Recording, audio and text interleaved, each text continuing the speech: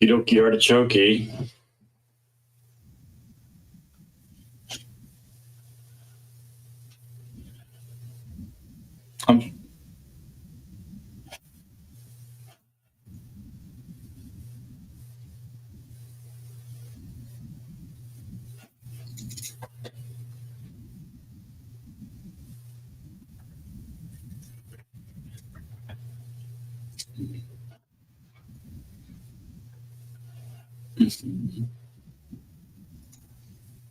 Whatever. Don't care. Sure. Let's go with that.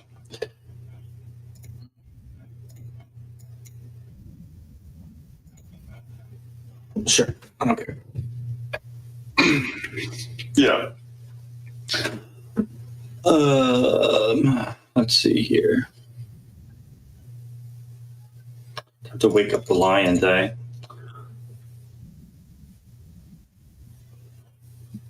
What is this Spanish crap? I'm supposed to be able to understand this? Okay.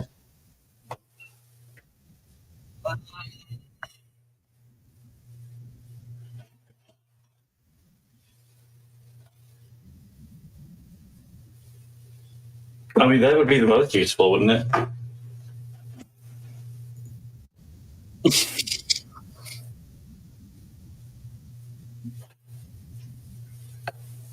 That would be even more awesome, like live men on the ground.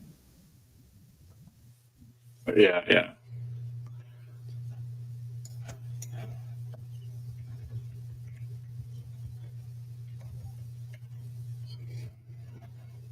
What's up?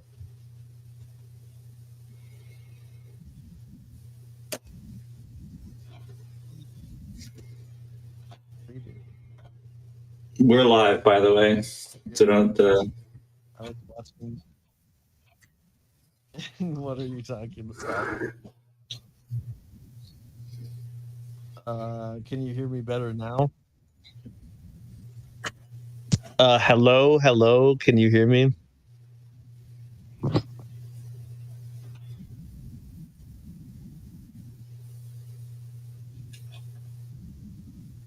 Yeah. Well, in the YouTube chat, they would. Well, I listened to. I was watching the YouTube video. I could hear Nick, but like I didn't. That's hilarious. Well, I don't know. I don't know if you were talking though, and like I was listening. Girl Jones. It has. There Says he can hear you. He says he can. Fuck. Well, does it sound good now, or is it like double? Are you hearing double? Let me watch the. This is watch the video. Professional stuff. Yeah, I literally always do this for streams. I just do not prepare it. Well, I mean, yeah. I think I hear you on the video. Let me mute this. Not hearing double. Girl Jones is our tech guy. Okay, yeah. It works. It works for me at least on the video. An impoverished man interrupted diners, implored for help to cobble together 2,000 pesos, or $2, for adult diapers for his autistic son standing next to him. It quickly became apparent. Yeah, this happened to me. Actually, this is our man in Buenos Aires. Yeah, I know. Like, that sounds like some joke like we would make up or something. It sounds like an Andriago thing. Yeah. Election. Okay. There are streams about this, like election streams, but they're all in some dumb language. I don't know what it is. In this very stupid language. La bandera de Argentina tiene los colores bandera azul y blanco y amarillo. Ooh, I know those words. So yeah, white. Oh wait, is it red or blue, white, and yellow? Yeah.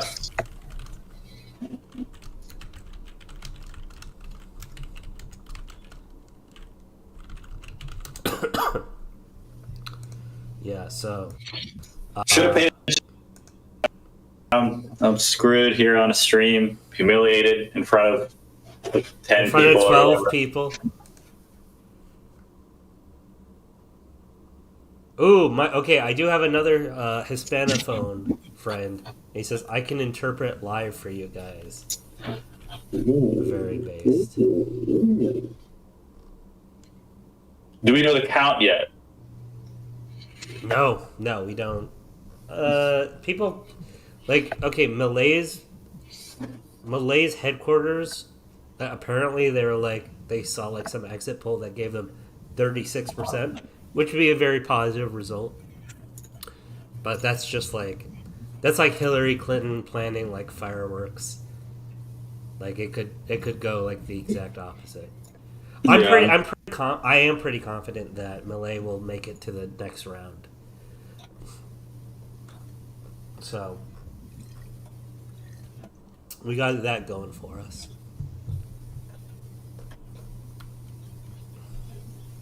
He's the man to beat. He's the man to beat, and he can't be beat. None of the second round polls have him losing in a head-to-head. So that's pretty good. Against anyone. It would be very cool if he like just headed off the first round, because here's the problem, okay? So the presidential system is 2 rounds, right? But the legislative elections are happening tonight, and there's not like a runoff thing. So if Milei gets like 30% of the vote, he could still win the presidency, but he would have only kind of like a small legislative core, which would not be good. Or maybe not ideal, because I hear that the president has a lot of power in Argentina. And he can make a lot of changes. But Even if the legislature is like cock blocking him. yeah. Yeah, it's very annoying. Only half of the seats are up anyway. So even if he swept, he wouldn't get a majority because his party is so new. And can you guys? Okay, yeah. Yes. I'm trying to just verify. I searched weird facts about this fellow Milei. He has a lot of weird facts. He's very eccentric. So, but then a lot of times these facts are going to be, I don't know how true they are. So I'm trying to do some fact checking. The one I'm working on right now is Milei has expressed support for the sale of organs and children. Respect. Okay. Let's see if that's true. Adrian, when I looked into this, I didn't look super hard, but it just said it'd be a few hours after the poll is closed that results will start coming in. Do you know a more specific time than that, or is it just I don't think anyone knows anything more specific. Okay, yeah, so it's just disorganized. Yeah, a few hours It's after. a third world country, Yeah, although America is literally also basically a third world country in this sense. Well, Yeah. the blue states are California. True. And well, I mean, I almost said Argentina, but I meant Arizona. Have you guys ever tried to follow an Indian election? It takes fucking 3 weeks. It makes me insane. The only thing that's close to that in the Western world is Australia. What? Why? It doesn't even make Because sense. they have a very autistic way of counting. Because they numbered preferences. Ireland is actually very similar. Oh, okay, because there's some sort of preference thing. They go back to the same ballot. They have to add up everyone's and then there's leftovers, and then you give it to blah blah blah. It takes weeks, if not months. Not years. The Indian one is very bad.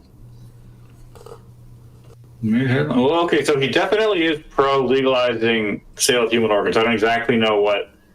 He actually backtracked on it and pretended like he didn't, which was, I mean, you gotta do what you gotta do. But I believe that he. You gotta do what you gotta do. You gotta do what you gotta do. It's very funny the social stigma against that, given that we literally have that system. Like we literally sell human organs. It's just like it's all like it's under like another name basically, right? Because you pay fees. I don't know how it works. I don't know how it works. If you needed my mother donated an organ, but it was like a quid pro quo thing because my sister needs a kidney transplant at some point in the future. So it is kind of like you give an organ, you get an organ. But a lot of people don't have that thing. And I'll give you 2 livers for 1 kidney. No, it's too hard of a bargain. Zurdo de mierda, no le podés dar ni un milímetro. ¿Puedes definir zurdo de mierda que no? What It's the only thing I know of Argentinian elections, Adrian. Who is this? Who is what? Man Oh, with a here he rude is. name.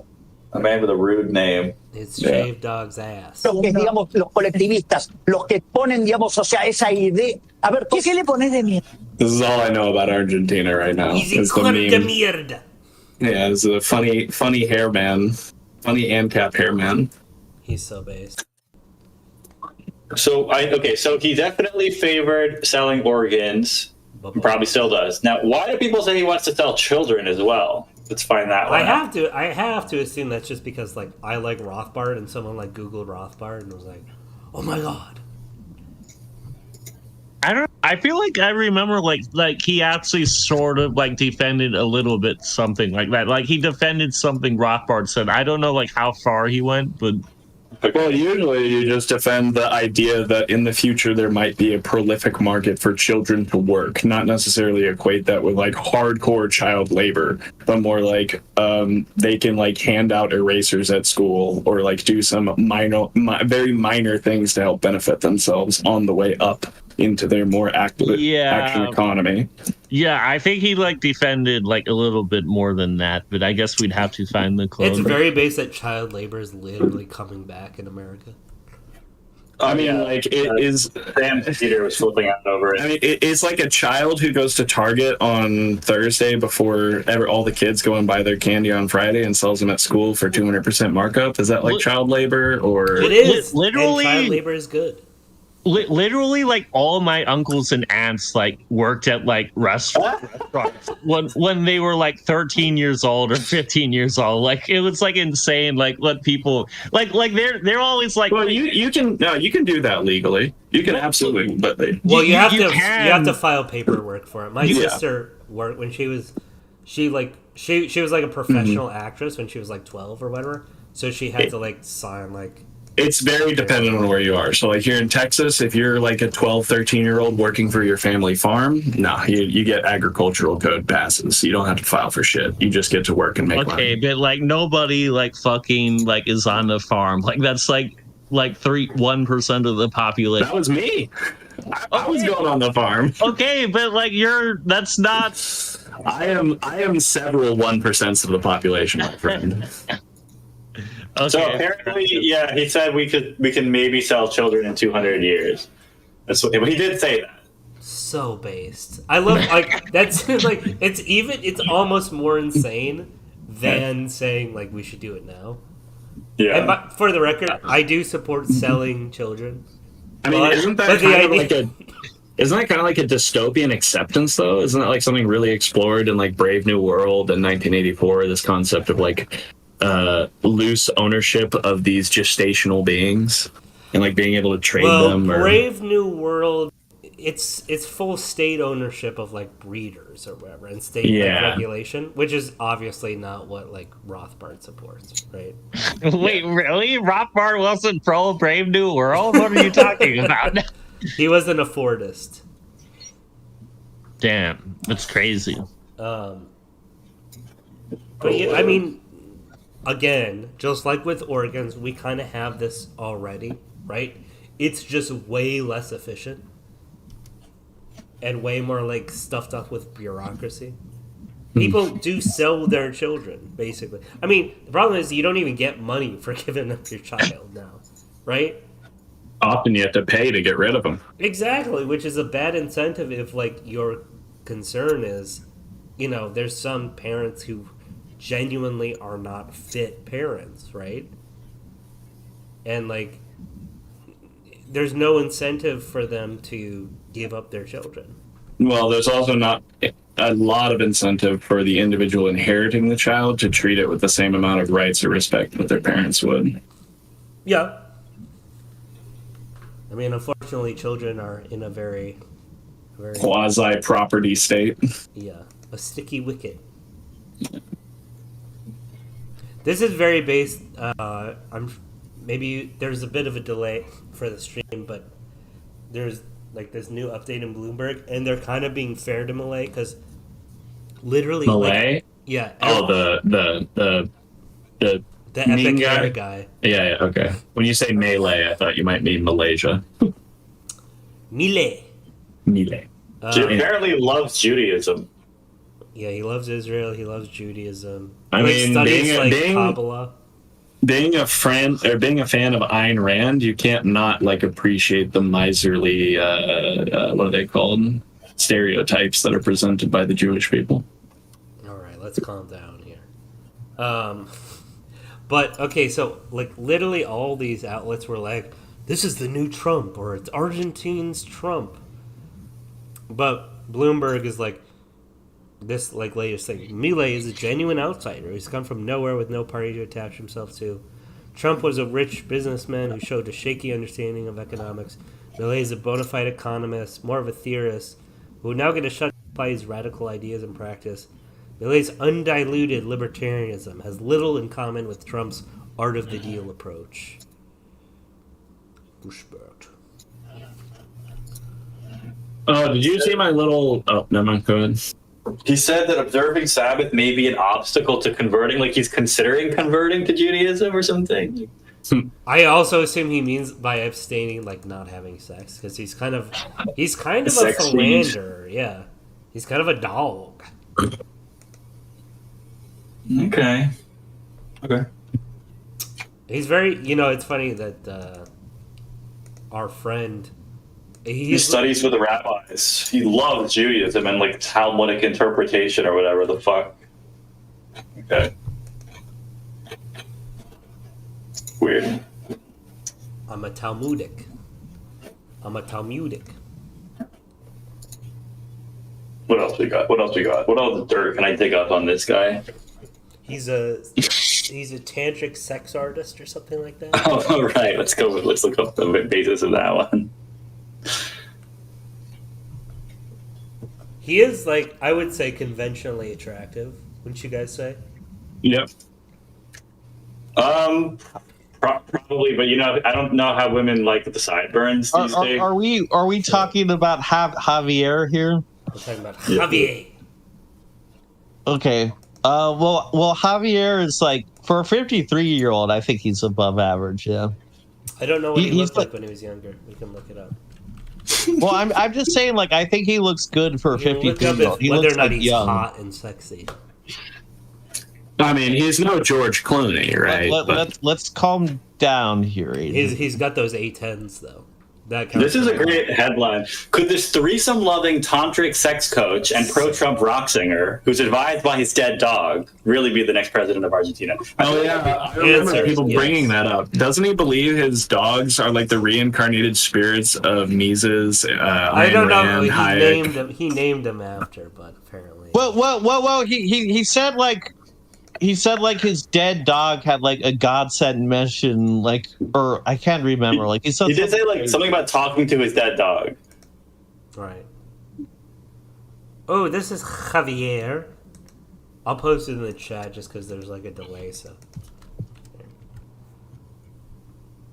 this is him at the age of 14. So let's see, hot or not. Just kidding. I mean, he seems like. I mean, he's like an athlete. Like, he's a Chacarita youth. I mean, he's like kind of like a nerd athlete, right? He's like a nerdy looking athlete. I guess. I feel like it's the nose that's doing that. Maybe. I don't know. Nerd. Well, athlete. I think just his nerd athlete like, just in general. It just like explains all like footballers. in my opinion.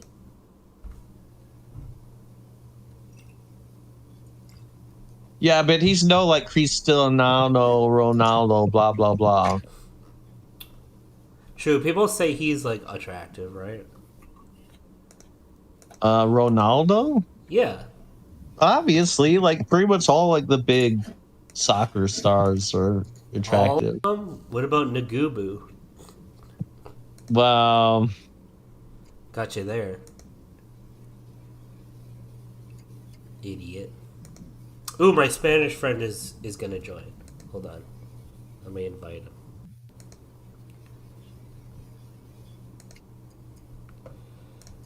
him.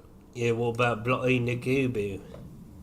Yeah, most people I've seen have been harping on the dead dog thing, actually. Well, it's not just that he also seems, I'm trying to find the quote where this all comes from, but he also says that he has telepathic conversations with living dogs as well. So it's living and dead dogs, both, that he can communicate with telepathically. I love how he's saying dog, like not his dog, just random dogs. Just in the street. It's overwhelming to be in the street with people who are walking their dogs. The noise, the telepathic noise. I mean, I think we know one person that shares that sentiment. Yeah. Huh? just for very opposite reasons in a sense. I don't know. We're still waiting for the first results to roll in. Preliminary numbers should be coming in. So he's running for national deputy, right? Who? Milei? Yeah. Bro, he's gonna become president. Oh, okay. I think there's an 80% chance. But he was national deputy, right? He is currently a national deputy. Gotcha. So hang in there, fix yourself a drink. We're likely gonna be in for a long night. Bro, I'm just coming off of some cannabinoid hyperemesis syndrome. I can't have shit. I don't know what that means. Constant vomiting induced by frequent use of cannabis. What the fuck? Is that like when you hit the bong too much and you throw up? No, this is like when you wake up one morning and you're so incredibly nauseous that you can't even keep water down. Man, you always you always have like crazy things that you happen to you. Well, I told you, I'm a part of many 1%s. Shave dog's ass. That's it. Okay, Spooky said is our man in Spain. in Madrid. Yeah. I'm just listening because I don't pay that much attention to politics, to be honest, but I can translate stuff. Oh my god. Yeah, okay. Our man. Do I know any of you guys? Like, No, you speak like in the chat? No. Some of them are on Twitter, but you don't use it that much. So. There's no substantial codified community around springtime yet, like in the chats and things. Adrian, have you seen the movie Our Man in Havana? No, what's it about? Oh, it's Graham Greene. Well, it's like kind of a satire on like spy, like intelligence services, I mean, I can tell you like the basic premise if you want, or like It's an old movie, isn't it? yeah, it's pretty old. It's like by Graham. It's like an adaptation of like a Graham Greene novel. Isn't it supposed to be a what is the term for those things? A Manchurian Candidate movie? Or is that that is the Manchurian Candidate? No, it's not. No. Never mind, I'm retarded. I mean, it's like I guess very vaguely related in the sense that like it is. I haven't even watched Manchurian Candidate. About politics, about guys. You really explained this movie really well, David, I gotta say. Well, okay, no. Well, I would like debate, like, I don't know. Anything older than 15 years you can spoil. If it's spoiled, it's your fault. All right. Okay, so you guys don't care about spoilers. No, not in this instance. I don't care. Now that we've gotten that sorted out. Roy. Okay, so basically, like, this guy is like conning the MI6, and like he's not really like a good like intelligence agent. He's like just giving them like bullshit. Like he's giving them like the insides of like a vacuum cleaner like turned upside down and claiming it's a secret weapon, like that sort of thing.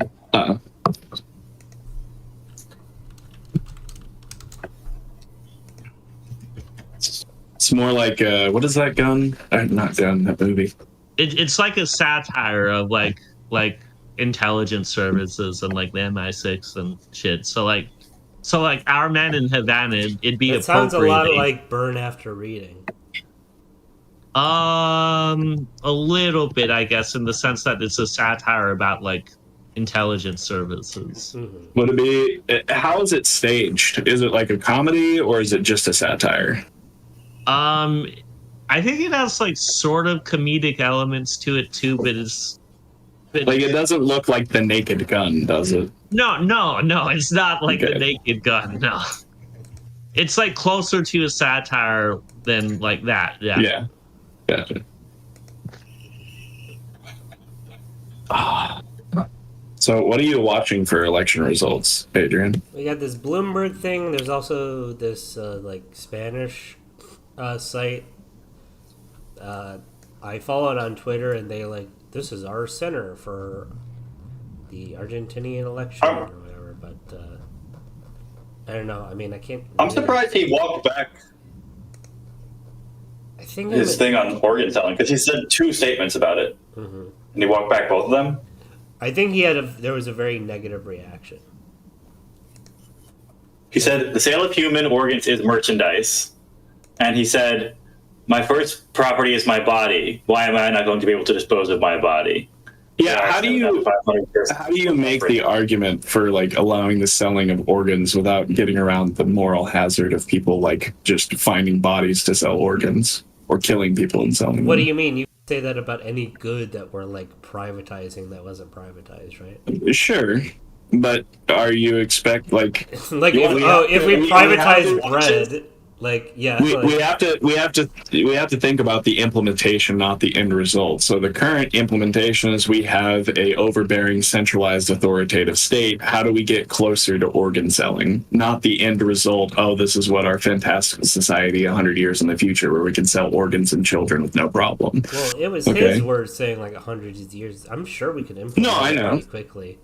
But the only thing I see rivaling to prevent such an action in the current day would be the centralized, homogenous state preventing people from and investigating individuals who sell organs. Right. I think a good transitional kind of thing. Not saying that this is like morally superior to just doing it, but like if we have to convince people, implementing more monetary incentives in the existing framework, I think would do a lot to alleviate. And you know, like I said, like my sister was my mom, like it was lucky that my mom had like a good organ to give, but like in What, you don't have any organs? You're making your poor mother go through this? What's going on here? what do you think I'm putting my organs So through? my problem, Adrian, is that sorry I didn't finish my just Go so I get like it all out, but like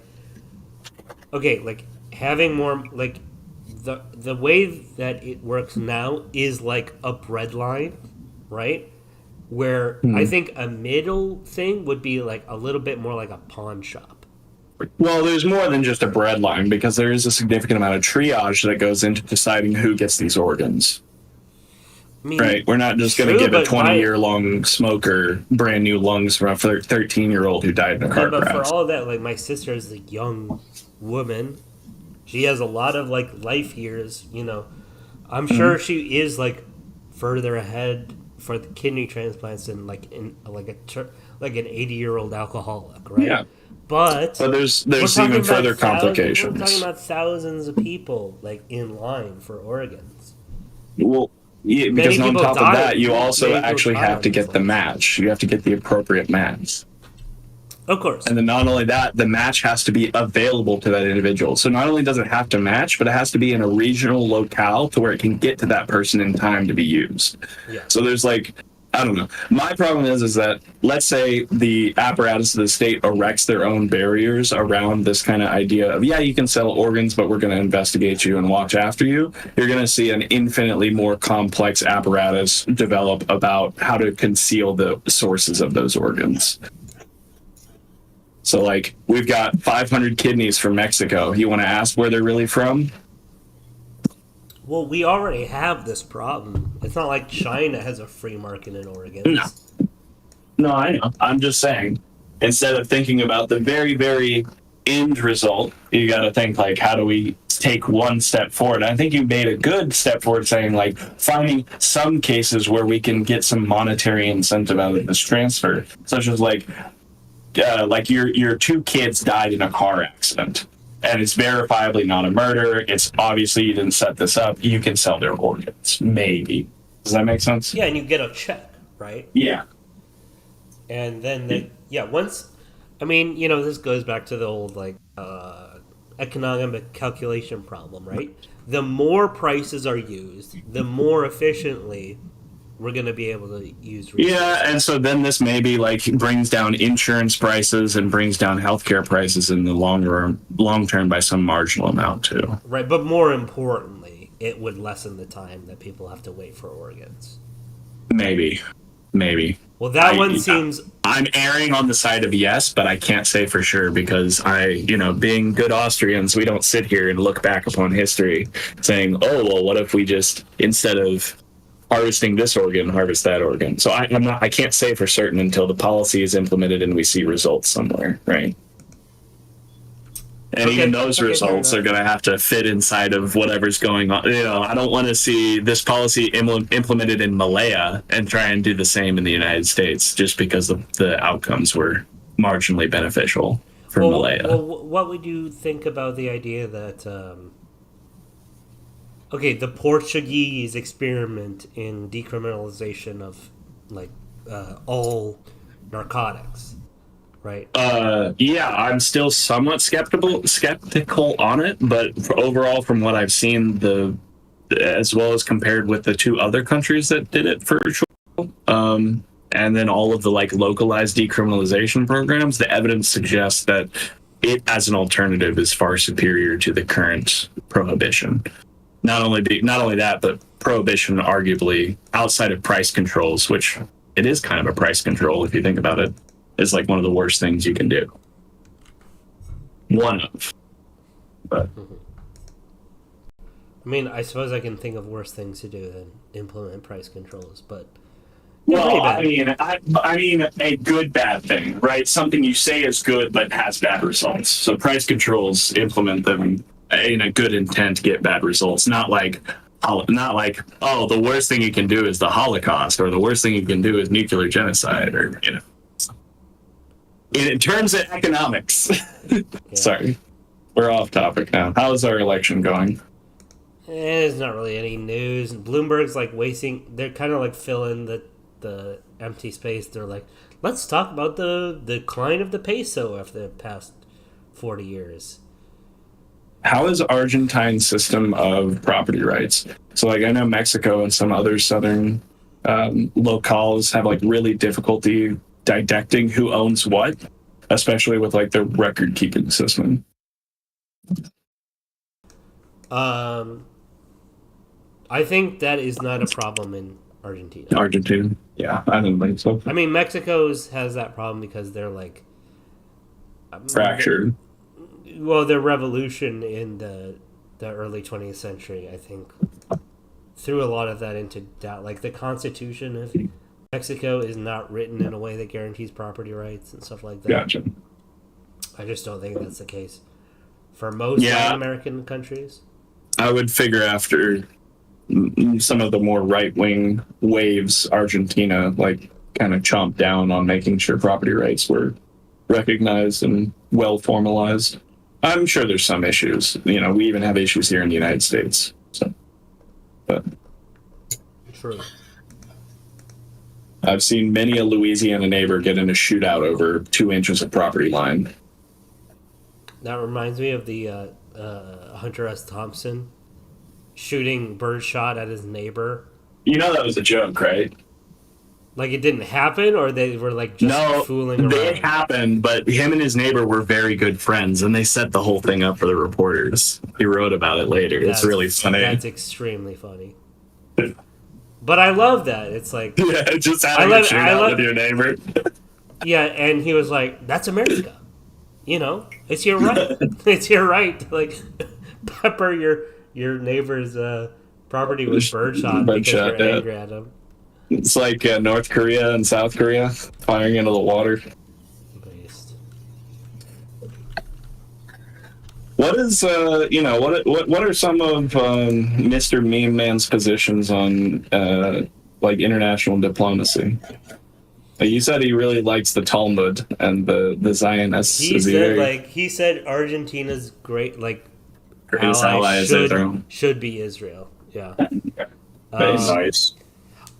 Here's what I said, and I actually, when I interviewed my Argentine ANCAP friend, I asked him about this, and I think he gave a very satisfactory answer, which is that when we're talking about great powers, their internal politics do matter on like the global stage a lot more than say the idea that Argentina becoming like more pro-Israel Makes it worse for Hamas. No.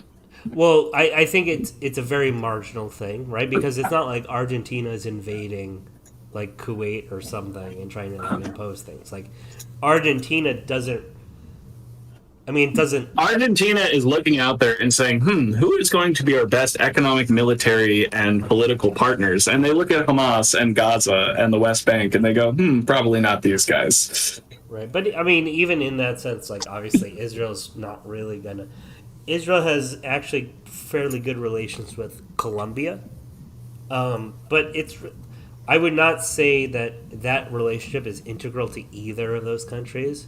No, but you could see how having a formal relationship with Israel would bring you closer ties to other formal relationships with the West, like the United States.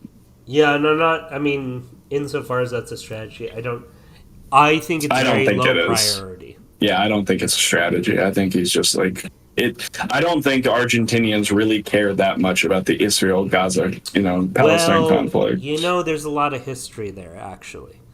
No, I didn't know.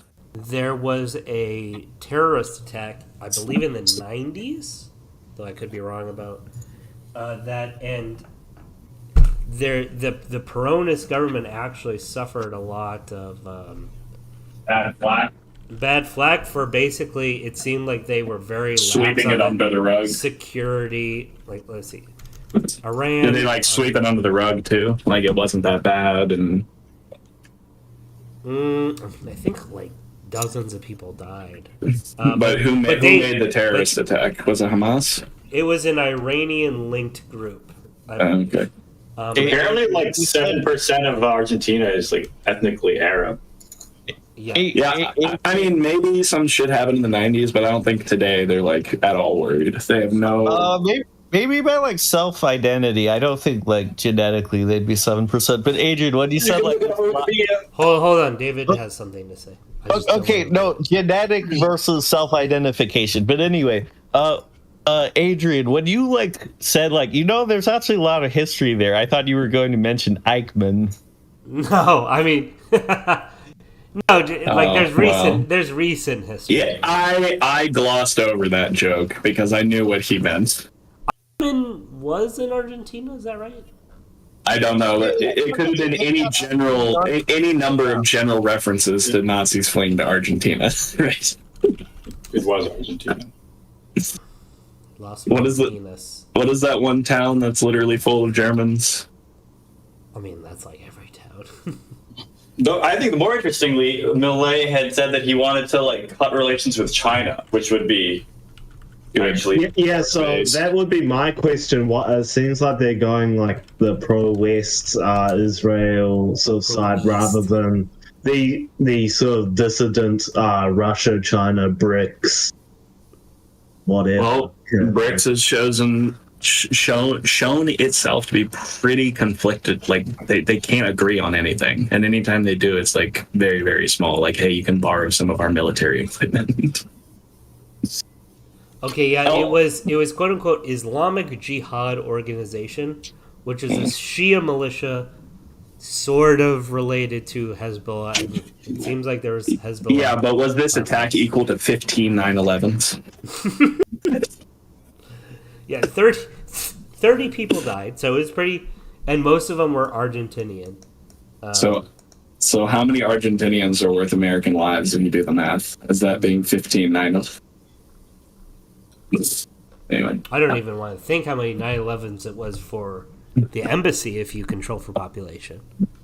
Also, It's like well, 9,000 9/11s. I wanted to respond to El Hardo here in chat, who says Caliphate of all Argentina when. It may have been in response to the Arab population comment, but just want to say the overwhelming majority of the Arabs in Argentina are Christian Arabs. So there might be a like Lebanese Lebanese. Argentina. Yeah. That's why we need the Palestinian Christian right of return, baby. They're never going to do that. I mean, yeah. If they recognize one right of return, they're going to have to recognize them all. Well, I mean, it's funny you say that because in one country they didn't. I'm actually, at this point, pretty pro one-state solution. As in, like, you want Israel to absorb the Palestinians? Nah, the United Nations needs to come in and shit down everybody's neck. Mandate of peace. Also, Gunther failing a NATO mandate bill. Look, I'm just trying to speed run the Samson option here, Shepard. Alhamdulillah. Inshallah. Bismillah, mashallah. I don't know. Did I feel out of character or off color commenting on BRICS in that manner, or is BRICS doing something more special that I should have any note about? Because it seems they're just kind of divesting into other countries that they get some benefit out of, but it's one-sided. Like building a giant port that won't benefit anybody but Chinese, ocean goers. I mean, you don't necessarily have to discount this idea. Okay, so they invested a lot into Sri Lanka, right? I don't like the Belt and Road thing. But didn't we break down how they're doing these investments? Like dollar per dollar, the money that BRICS and countries like China are putting into these smaller nations are not as beneficial dollar per dollar as the ones in the West. So China will go to Sri Lanka. I'm not arguing that. I'm just saying if they spend $4 billion doing that, I mean, it's got to have some increase, right? Literally what they're doing is going to places like Sri Lanka and building these massive ports that they're pretty much only going to get exclusive use out of. And then they also like to, sit their spy ships in there and, tread upon any international boundaries they wish. And well, I would assume there would also be client states, right? Like Ethiopia and Cambodia and whatever would be allowed to trade there. I guess, is Cambodia landlocked? I think so, right? They got ocean cocked, I think, yeah. It would be funny if the UN said, you're not allowed to be landlocked or whatever. And you were just no, they're not landlocked. They're not landlocked. Oh, they do have a port? Yeah, they have 443 kilometers. They got some decent port. Has Milei actually come out and said anything against BRICS, and I assume particularly Brazil's involvement in it? Or? But dog's ass, whatever guy. SDA. I thought that you were. I'm not sure what implication you were drawing from that China does this type of thing. Are you suggesting that they're not very good at investing in terms of profit, or are you saying that this implies that BRICS is not? No. It seems to be mirroring the 1970s World Bankapades, where you go around the world and you give these massive multi-million-dollar projects to these little countries on loan, and then you come back and you reap the most amount of benefit from them. Whereas currently the Western kind of World Bank stuff has moved beyond that and is really targeting where is our money best spent. So we spent $130 million building a bunch of solar panel and wind power infrastructure on this one smaller island nation. And it was I have to go redig this kind of stuff up. What I mean is China is just now falling into what we were doing 60, 70 years ago that most people said was not good. In terms of the arrangements and agreements between the countries. Yeah, okay. I mean, I probably agree with that for the most part. But they're still going to be economically beneficial. You're building a massive fucking port. That's jobs, that's, commerce. Right. But I'd have to go re-dig into all the numbers and metrics. But I think in general, you're going to get dollar for dollar more benefit out of your Western aid projects than the ones out of China or Russia. Well, I don't even know if Russia does any real aid projects other than sending fucking weapons to people. Does anybody know that? Does Russia really do that? I mean, I guess they've been. I don't know. I would be surprised. They've been saying they've been sending grain to Africa, but Minimal at best. yeah, They're not building ports anywhere. Let's be real. yeah. Well, they are, but they're all upon the northern Arctic coastline.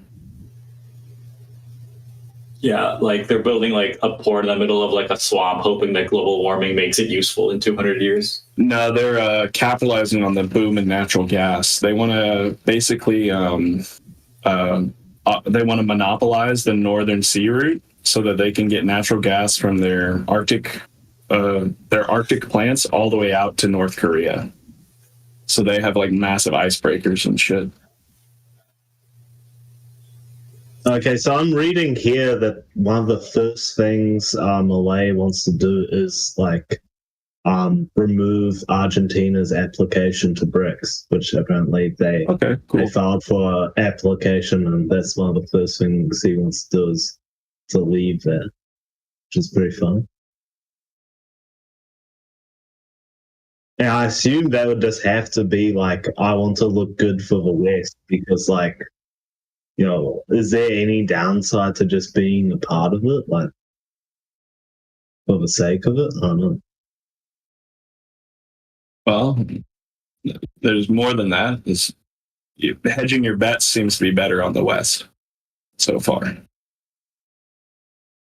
You know, we have what was thought to be the world's second strongest army getting defeated by like the 13th strongest army.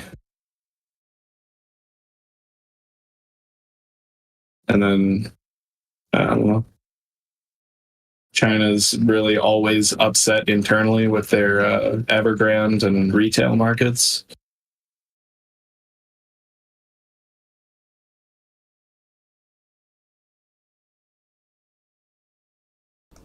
Yeah, how about fuck China? But fuck China. Fuck China. Sure. That's our position at Springtime of Nations. That would be cool if Argentina did join BRICS, but we're actually just a Western aligned, like just a fifth columnist entity within BRICS. Hell yeah. And just vote against everything if they have any voting power. I don't even know how BRICS works. I feel like it doesn't even work that way. It's like not really, it's like just like a meme. Yeah, unironically, financial group. It's sort of to make a statement. I would say it doesn't actually have any power on its own. The statement is, "Oh, colonialism is bad." No, Western. I could unironically see if Milei like won, Donald Trump ringing up him and being like, "You have to join BRICS and be the fifth column." So like Be a BRICS, Donald Trump move.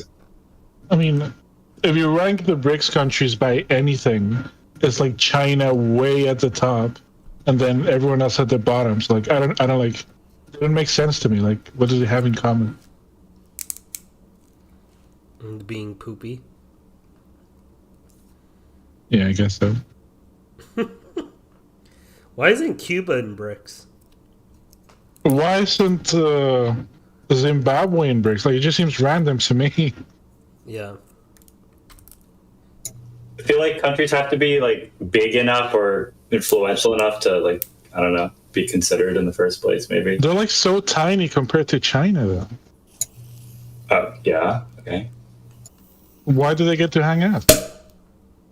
Oh, Well, the distance between Brazil and China is probably a lot less than the distance between Cuba and China in terms of power, influence, anything.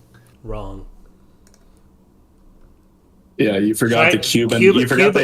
Cuba invaded more countries in the last century than China ever did. You also forgot the Cuban hold on American baseball. Yeah, the real important stuff. Is that true? I think David would be the most informed to make Like whether he left. We'll never know. Was that a Cuban? No, but he's really into baseball, so he could probably tell us if they really were still like extreme. No, now it's Japanese baseball. Yeah. Ranger baseball. Well, according to Wikipedia, in 2024, Argentina, Egypt, Ethiopia, Iran, Saudi Arabia, and the UAE were to join BRICS. And the idea is to build a multipolar world order. What does it mean, were? Was Sorry? there a stalling? You said were to join BRICS. Argentina looks like it might not if Milei wins. And then I think a couple of these other countries, I think I remember reading them being sort of hesitant since announcing this. But Yeah, I definitely would be suspicious of Saudi Arabia joining for anything other than just like blatant personal gain. Like they're not going to have any real alliance to it if Biden gives them the go ahead on the Air Force stuff. Wait, sorry, what about Cuban baseball? Oh, I was just saying Cubans have like, maybe not so much today, but they were like the stranglehold on American baseball competitiveness for a while. There were a lot of like great Cuban baseball players. Yeah, I mean, there's still like some great Cuban baseball players. Like not as much probably, but like there's still like there's a lot of defectors from Cuba who like make it to the American League eventually. The Guisanos. We don't use that word around here. Well, I'm a decolonialist leftist, so I will. I want to decolonialize your mom's pussy. What does that even mean? What does it mean to Russia to decolonialize something? Denazify. Only Denazify your mom's pussy. How about that? How about that? How about that? Yeah, gentrify your mom's. Yeah, that one makes sense actually. Somehow. degoifying. So how long until we have it? Should be soon. Should be. People are saying we're going to get the results at the top of the hour. It's funny that in regards to my mum's pussy, I'm a NIMBY. You're an MB? Or a NIMBY? No, NIMBY. Not in my mom's pussy. I like that, actually. Not in my mom's pussy. One of the guys in chat has a good suggestion. Can you add a Subway Surfers loop to the stream? Yeah. Listen, we're all old. I don't even know what a Subway Surfer is. What the fuck was that?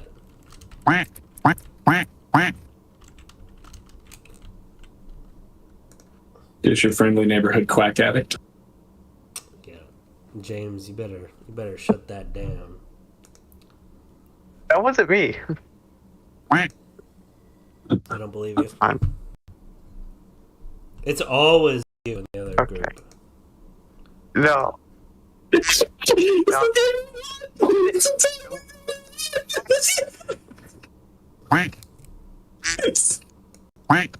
James, why don't you contribute something? It's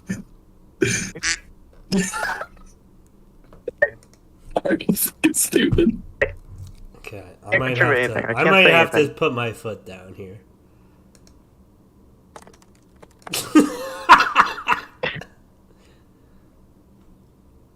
We're Americans. Fuck ISIS. Fuck terrorists. Fuck turbans. Fuck everybody. Fuck turban, did he say? I hate all you motherfuckers. We're fucking Americans. That means nobody's fucking stops us. We want our dick sucked. We get our dick sucked. That's what an American does. Ask the fucking Amen. pilgrims. Fuck 9/11. Fucking Is that 9/11. Joey Diaz? I love the idea saying fuck 9/11. fuck 9/11. It'll never happen again. You what? Good old Joey Diaz. You what? Is that Plankton? Yeah. I think I have that one, but it's yes. Yes. Yes. Who voiced Plankton? I don't know. Who voiced Plankton? Or someone else? Are you gonna remember this name once it's okay? Mr. Lawrence? It's possible I'm more interested in like was he in other things or whatever, right? Yeah. Also his first name is Sheldon. Douglas Lawrence Olowski is the guy who did the 1990s voice. Is there a new guy now? Yeah, probably. No, it's the same guy, 1999 through 2023. Yeah, why you... It didn't say specifically in the top, so... Okay. Because I know there's several new seasons, there's new directors, there's... after the first 2 seasons in the movie, there's nothing good as Punklands. Oh, he's also Larry the Lobster, which makes sense. Very similar voice. Living like Larry. I can't talk right like now. cyberpunk feudalism. What is that? There's 2 of us playing something at the same time. I heard cyberpunk feudalism. Let's see. He was... It was from some ANCAP debunked video. Fuck. We got owned. Did you guys know that we actually support feudalism? Instances, the harassment may be verbal. Word around the offices. It's like the Chinese like trying to make the US look evil, but they make it look cool. Yeah, like, that's what cyberpunk feudalism is. It would be ANCAPs actually support feudalism. True. Somebody get Richard Wolff in here. You want to talk about feudalism? Yeah. The only thing I know about Richard Wolff is he had like this like exchange at like a college like talk where he was like, socialism. I want to see one crime that Stalin committed or whatever. You know, Destiny is going to be debating Ben Shapiro next month, right?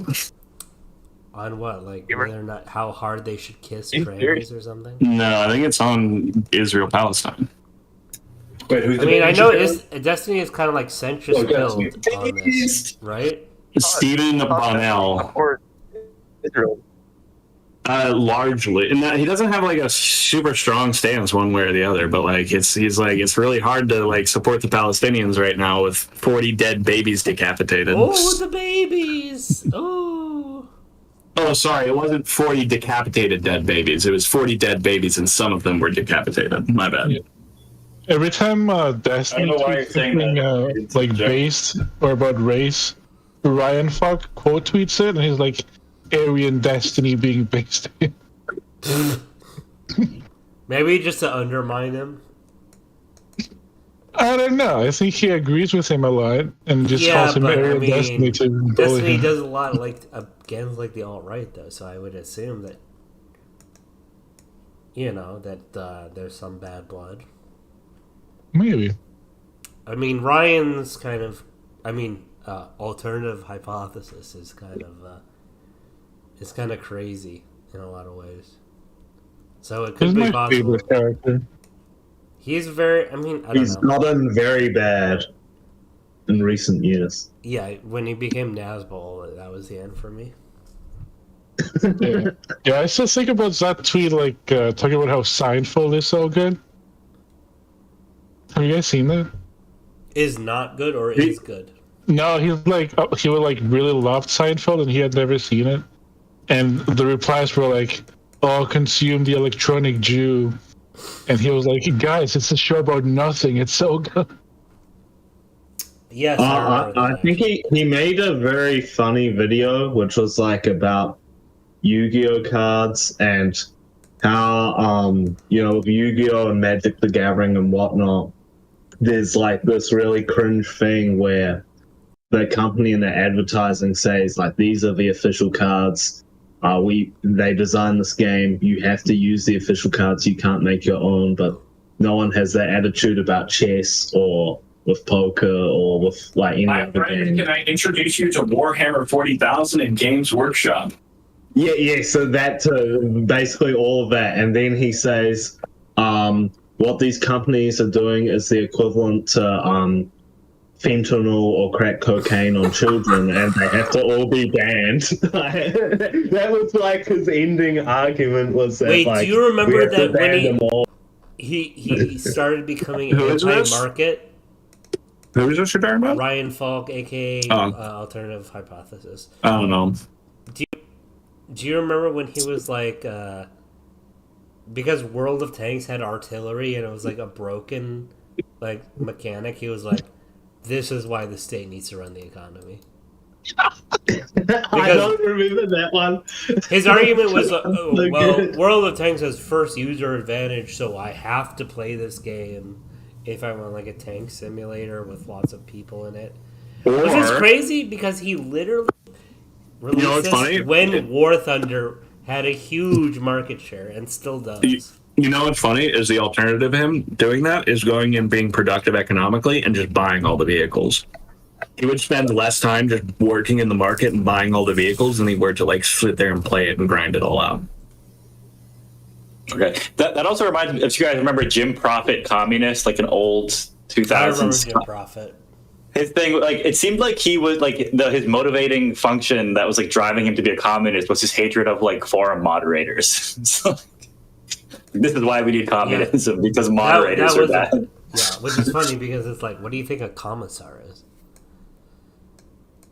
They keep referring to the party's bunker, and this is like the English-speaking version. It's like they keep saying.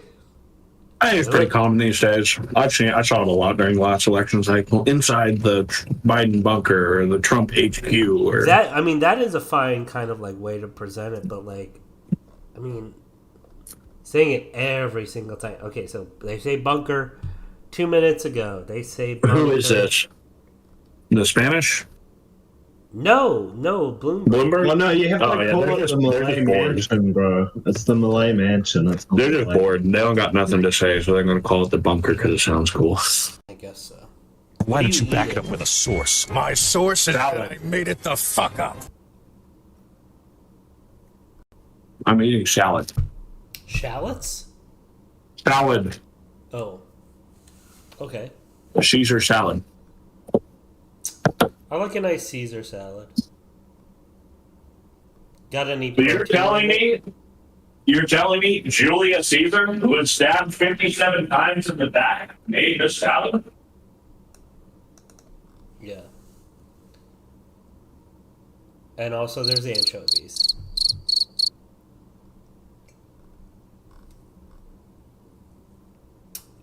Preliminary numbers should be coming in around now. Let's see. How does Argentina feel about the Falkland Islands these days? You know, it's funny. That's what I asked my friend. I mean, specifically Milei's position. Oh, well, you know, we have someone here who kind of knows his position. So it's still like, this is like the man on the street opinion on them. They're Argentinian. They're obviously Argentinian. And you can't run if you have any, even like a little bit of an opinion that the Falklands are not Argentinian. It's still like a very sore spot. And Milei's position is that they are rightfully Argentinian, but that the links between the UK and Argentina should be like become closer, kind of, and like have like use it as like a formal diplomatic agreement rather than conflict. Yeah, that's right. Yeah. I just looked up, said that he wants to. He said that they will respect the Falkland Islands, but that he wants to do something like Hong Kong, where like they're like gradually transferred to Argentina. But instead actually guaranteeing the 30 years of independence, you know, or whatever, and 10 years or so for whatever it was. Yeah, there's this story. Well, so Milei has been like in RG media for like years and years and years and years, and like I followed him for a long time, and he had this story about his dad not talking to him because he like talking about the Falklands. He said that it was retarded and like all the Argies were gonna die. He like got slapped, and then he didn't speak to his dad for like 5 years. Damn, wait, I think he was 12 years old when the Falklands War happened. Yeah, no, like this is like way like a grown-up conversation. Oh, and he said it was stupid. Sorry, Yeah, the way you yeah. the way you said it made me think it was kind of like present tense or whatever. That's kind of funny. Yeah, another thing about Milei that English-speaking media hasn't picked up, his girlfriend is pregnant. He has like some hot girlfriend from Argentinian TV, and she's pregnant now. Epic. What do you think about him? Do you think, like, okay, so I know, for example, there are certain countries like France where infidelity is not like a career ender. Certain types of infidelity. So yeah, I agree. Yeah, they have nuance about it. What is the Argentine position on like Milei's particular like sexual appetites? I think it's pretty. It's weird. Like it's not normal to be a tantric instructor in Argentina. It probably looks worse there than here. I mean, it's still a Catholic country. Okay. Yeah. Yeah, I don't know who's worse on sex stuff, Catholics or Protestants. They're both pretty bad. I've met far more of an ashamed Protestant than I have a Catholic, though, but I live in the U.S., so... In my experience, Catholic countries, and, to a certain extent, France is a Catholic country. France was a Catholic country, certainly. These stereotypes started arising, right? Yeah, but really hardcore puritanicalism to the extreme was us Protestants, Right, no, but they're not like prudish, but it's unambiguously wrong to not. Yeah, it still has a history.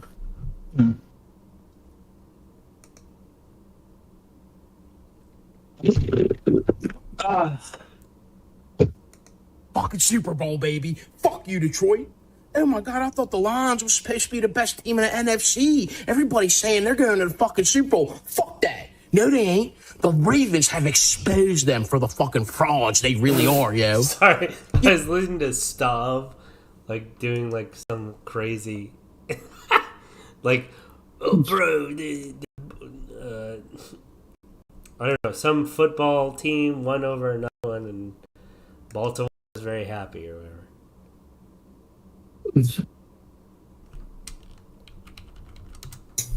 Thanks to Max the Confessor for donating $9.99. Oh my God, I didn't terrible see that. stream. What? That's insane. Literally, my friend messaged me, like, acknowledge your dono. I had no idea what that meant. You fucking idiot. What do you mean? I've never had a donation, so why would I even know? Anyway, well, yes, it's even more monumental. It's your first donation, dude. You got to pump this guy's ego up. Come on, let's go. I agree. I mean, more fun. I can't express how thankful I am. I mean, we're just like, being dumbasses online. So, yeah, thank you, Max. Sure. No, you should just be super cool. Like, don't even. Yeah. Because then more people will donate. Like, true. Whoever talks shit about the missile again, I'm going to send every goddamn taxpayer dollar I have to your position. Israel. Yeah, Israel. France fell to the Galicians, then the Galicians fell to the revolutionaries. So true. Okay, I have a question. Adrian, how do you feel like how do you feel about historical characters like Charlemagne? Charlemagne. Specifically Charlemagne? Yeah, specifically Charlemagne. Oh, I think he was a bad guy. I mean, there's the old Acton line where great men are very rarely good men.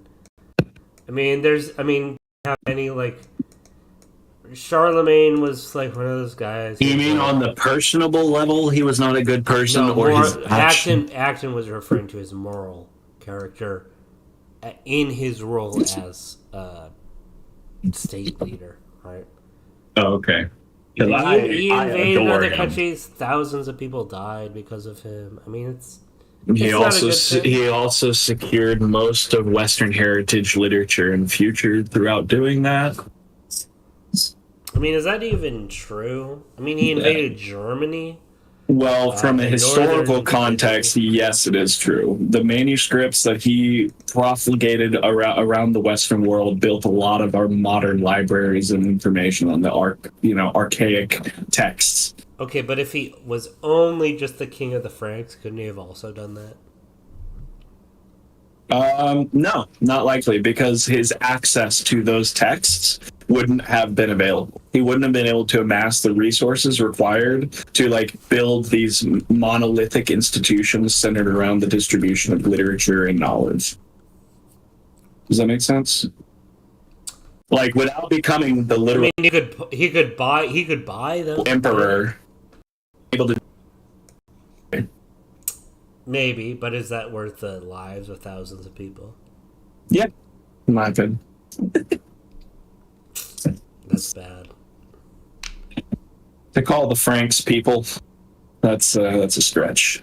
True. No, I see him as a great figure in history and a necessary one. But I mean, who even cares about manuscripts? I do. I want to get one day. Have you ever read, are there any of these that, changed the world? Yes, quite literally. One of the only reasons we know of the collected works of Archimedes is because of these manuscripts. Okay, but Archimedes, there wasn't this mechanical revival of people using Archimedes. What do you think the entire Renaissance was? Oh no, it was not. First of all, okay, you're memeing. I am a little bit there, but these contributions that Charlemagne made to the world of literature, history, and education directly flows into the Renaissance. And the reemployment of classical logic and rhetoric and ideals of math. I mean, wasn't the biggest factor that you had refugees from Byzantium? Mm-hmm. That's a large factor for sure. But the access later on down the road, in modern times, the biggest reaping benefits we have are the access to these historical texts, because 99% of all historical texts are lost in history, and the ones that we do have are incredibly valuable. Imagine if we didn't have Euclid's shapes. Yeah. Are you saying Charlemagne is a great guy because manuscripts were saved? Oh no, that was one of the large reasons. Is that he? Well, that seems like a terrible reason. It does. Because any random dictator, king, whatever, can just seize a kingdom or something that ensures manuscript. So we can throw that reason out. Well, no. I think that is a good point. That's not. Hold on. That is a good point. But what I'm banking on is the historical reality and its effects. Sure, he was sort of a bad dude during a time when bad dudes were very prevalent, but he also brought about very good things later down along the line in history that we can verify and prove right now. We're not just going to take that example of Charlemagne and say any dictatorial power in history can now just do this, minor autistic bookkeeping and call himself grand. There's more to the story, of course, but this is a large portion of Charlemagne's benefit to the West, is that this heritage of literature and history and knowledge. I don't actually even know if I agree with this point empirically. On our $10 dono, Max the Confessor is disputing it as well. He says that all of that was in Byzantium, and every time the Byzantines had safe access to the West would get worse. I mean, there's a lot of places that had many of these manuscripts. I'm not sure that we can really credit this whole thing to Charlemagne. Also, it's not even clear that this is something that Charlemagne knew or intended was going to happen. It's going Also, I think no. The illuminated manuscripts are like a distinctly Charlemagne thing. The distribution of these manuscripts was how he brought about a large portion of his geopolitical negotiation. There were drawings in it, so that's the major benefit of Charlemagne's rule, is that they had funny pictures. You're thinking of the Scottish illuminated manuscripts, the ones that they looked on for hours upon hours. Did you ever get around to watching Civilization by Kenneth Clark? I did indeed. Yeah. Okay, but I think another point of contention to raise is the idea that like maybe Charlemagne did this, okay, and was able to get a bunch of manuscripts. But if you're a conquering emperor, how are you dissuading some other person from just invading France, not caring about the manuscripts, selling them, burning them, or whatever? Well, you have to be bigger and better. Charlemagne did not. Charlemagne's path to emperor was seeded centuries before his existence. When what was it? Something the Elder, Cato, not Cato. Charlemagne. It's like Laringian the Elder of the King. Yeah, it's basically, Charlemagne did not start down the road himself to emperor. He started himself down to simply being king of the Franks and ended up with emperor because nobody else could beat him. Sure, I mean, okay, but something I think about. Wow, there's such a delay on the. It's going to be 10 to 15 seconds. Not for the chat, but for the video. Yeah. This is what I found. I'm watching it right now, and it's when we were talking about if Milei was attractive or not. Anyway, it may literally be frozen. No, it's going. It's going. I think maybe I'm doing it too much of the balancing of moral scales in history of he only killed a few thousand people, but also secured this massive heritage for the West. I'm okay with that. Probably killed tens of thousands of people.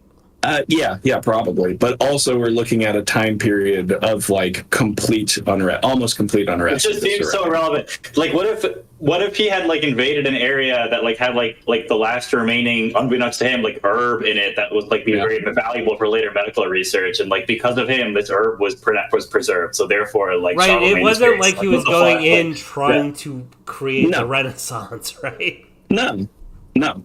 I don't think any person goes into anything trying. The thing that actually comes out is not the thing that they were trying for. It's going to be some related image or some mirrored image, such as Adolf Hitler and the Nazis on being unable to wrangle the world into their control, or Charlemagne being able to conquer and establish the empire of the Franks and the Holy Roman Empire. You do know that he regretted being crowned as king by the Pope, right? Who? Oh, Charlemagne. Yeah. Well, he was king. You mean emperor, but yes. Crowned emperor by the Pope. Yeah, he regretted that decision very, very heavily. I have a question that's been brought up in the chat also. What do you guys think Agent Q's impact on the election will be? In Argentina, specifically? Yes. Yeah, well, hopefully we're trusting the plan. Massa will be elected. Stand back, stand by. Yeah. Peronis, stand back, stand by. What is Bloomberg saying? Anything? We are going to get results momentarily. What is here we go. Oh. Massa 36%. Bad news. Milei 31%. Decent news. Bullrich 24%. Very, very good news. 76 of the vote, I guess, was pre-counted or whatever. Well, like early voters?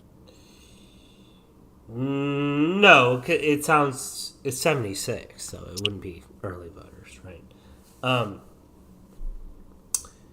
But it looks like it's going to be Apparently- Massa, who is the center-left Peronist candidate, who is was an official during the ruling party, and them driving the economy into the ground. Milei at 31. Fuck, we need an Agent Q to intervene right now. Hey, what's Milei's running mate like? Or do they have any significance? Or He has a lady who's kind of more traditionalist conservative. Sure, Kinda I'd expect it. They apologize for the right wing military regime and Operation Condor or whatever. So yeah, she's more conventional conservative. She's from a different party. Yeah, I would expect as much. Yeah. But she's definitely not. VP is kind of not even as America. In America, VP actually has a uniquely powerful position. Yeah, especially in the split Senate. Yeah. Right now. Yeah. Do you know how many times I've jerked off and come to the fact that Dianne Feinstein is dead? Oh. What do you mean? Oh. Aren't you people? I can just imagine. You like people her, being bombed. Look, I can just imagine her moldy burlap bag of rotten peaches of a mouth being face fucked by Satan right now. Okay. Oh, I hate her so much. Oh. Yeah, she's bad. But I mean, you like people bombing other people, so why do you dislike? I don't know why you tell me this. I don't like people bombing other people. I just would rather my people bomb other people. Yeah. I'm sure that's what Feinstein would say. Oh yeah, I forgot. You're a single issue you voter on believe that, firearms. but you're a gun Yeah, friend. so I'm a single issue voter on firearms. That's why I hate it. Yeah. So what is it? Libertarian? I forget what your last video called. Liberal interventionist. Libterventionists. Is that what you call me now? I mean, depends on your stance on Israel, bro. I don't really have a strong stance. I mean, I honestly don't know what to do other than just let Israel go ham at this point. So pro-Israel. I mean, No. I don't know what the other options are. Are we going to start sanctioning, embargoing, and taking Hamas operations? Literally said 8 days ago, let's have a ceasefire. Okay, but Hamas also, in their founding documents and statements, call for the complete destruction of every Jew, and still today call for the complete destruction of Israel and every Jewish person within it. Okay. This is... What does North Korea? What does hold North on. Korea say about South Korea? Now, I will also say that Hamas is directly cultivated and a reaction to the actions of people like Bibi Netanyahu and Ben Gvir. That they actually largely benefit from the existence of Hamas and want the existence of Hamas. And they've stated as such that Bibi has literally come out and said, I intentionally weakened and divided the West Bank and Gaza so that the Palestinian Authority would fall through and that Hamas would rise so that I could justify more, aggressive actions. So I'm knowledgeable of all this, but I still don't see a path forward other than UN mandate. But even that doesn't seem like an option.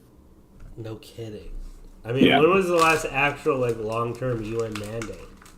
Yeah, well, that's not even the issue there, right? That's Well, them not having practice, I think, is a good argument against it. Even if you accept it in the sense that they had the moral right to do it.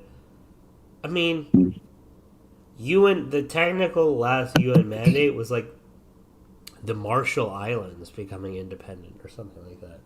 Maybe. For me, it has nothing to do with the effectiveness of a UN mandate, rather than Israel and Gaza or Israel and Palestine would not accept a UN mandate, and it would be maybe even more violent, or just it wouldn't even happen, right? Because Israel sits on the UN, don't they? What do you mean? I mean, they're a member. Yeah, they're a member. They're not a security council or anything, but they're a member, and Gaza or Palestine's not, right? They're not. I even believe formally. they are a non-voting member even now. It is. Palestine This looks like has been a non-member. Sorry. I just have some observer. News. I have some Argentina news. This looks like it could be the worst case scenario for markets on Monday morning, with uncertainty in election spending looking set to cause inflation to spiral even further. Milei for United States? No. Milei versus Massa in the second runoff, I think, would be the worst of all possible scenarios. Who's saying this?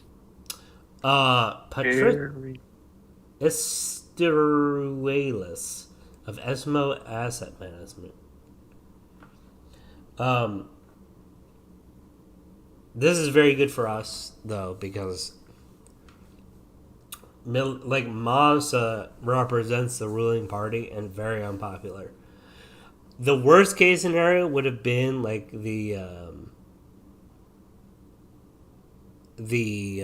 center right, the mainstream, quote unquote conservative party, getting in power, or not getting in power, but specifically fighting Milei, because I'm sure there's a lot of people that aren't of the mind that like we need something radical to change. There's a lot of people evidently that feel that way, but like not the majority. So they would probably back better. Certainly the center leftists would be like better a center rightist than a libertarian. But even some center rightists / right wing people might recoil from the idea that we have to try something radical. But this is a very good situation that Milei and the libertarians are in Argentina. Because you have to choose when the ruin you see now, done by the Peronists, and another option.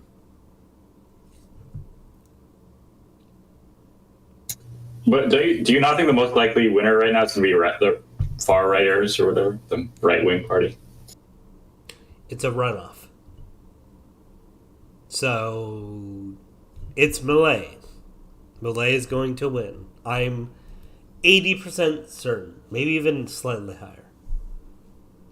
But in mid-November, there's going to be a runoff, and I think Milei will win. Yes, 31%.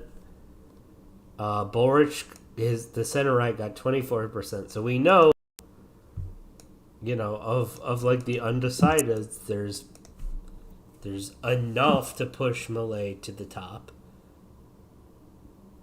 So I would say he has a very good chance.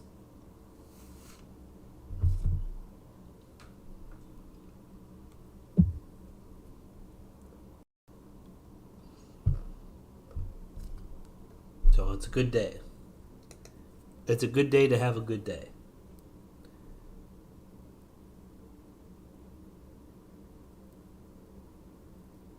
Q is mobilizing his Argentinian assets.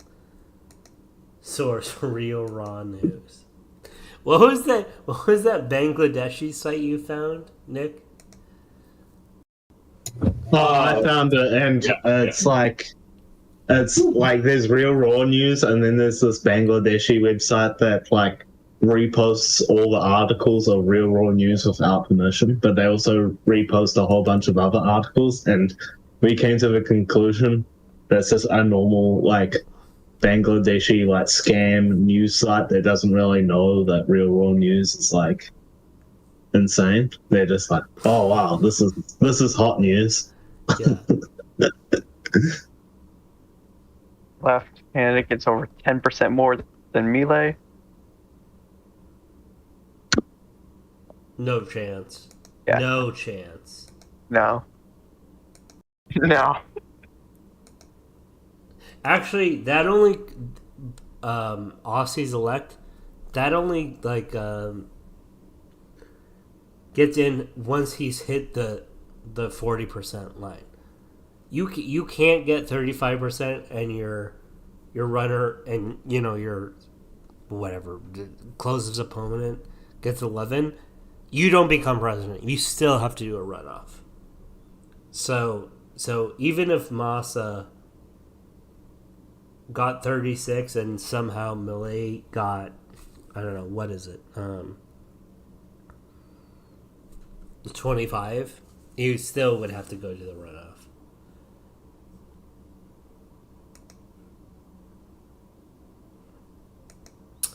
If that is true, like if that's like the final result, that is a little disappointing. Because I was hoping, I was hoping Milei would run up those kind of numbers, 35, 36. This dude wants to be part of your community, Adrian. Get him the link to the Discord. No, but we're working on a community Discord. Okay. You're bad at having a community. Okay, we can add him to the Twitter group chat. That's not a Springtime of Nations community. You running a YouTube channel, or is this some fucking back alley bullshit? What's going on here? What do you mean? What you need to do is just give us like special roles and then have the stream. Listen, I'm working on it. Okay. Bro, it's like 2 minutes of work. Just like weird things with like different. The structure needs to be. Listen, we're working on it.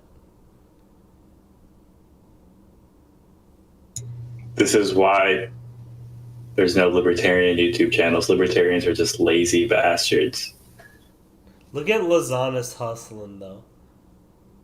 He's like, you can also pay to join the friend. He's not even in the server, and he's still like, listen, you can pay money to my guy here. You do not have to pay for this, but I will say it's gonna be invite only. It's so dumb. Oh my god. No, you need to just set it up so it's like roles and like the cool. You have to invite only roles, and they have the. We're working on it. You're working on it. What the fuck? What did you do today while you were working on this? I'm waiting to hear back from my guy. From your guy. Your guy. You know. No. You don't even know. Okay, you don't even know. You've never run a server. You don't know. I run a server to an extent that I've set one up and established roles. It doesn't really take more than a few minutes. Well, I bet you I could crash that in like 2 seconds. Okay. Anyway, let's check back on the election.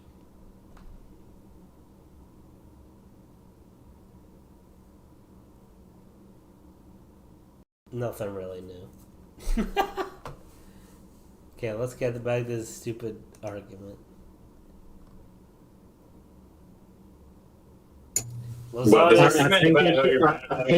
I think the roles and the whole setup of the server should be done by the end of today.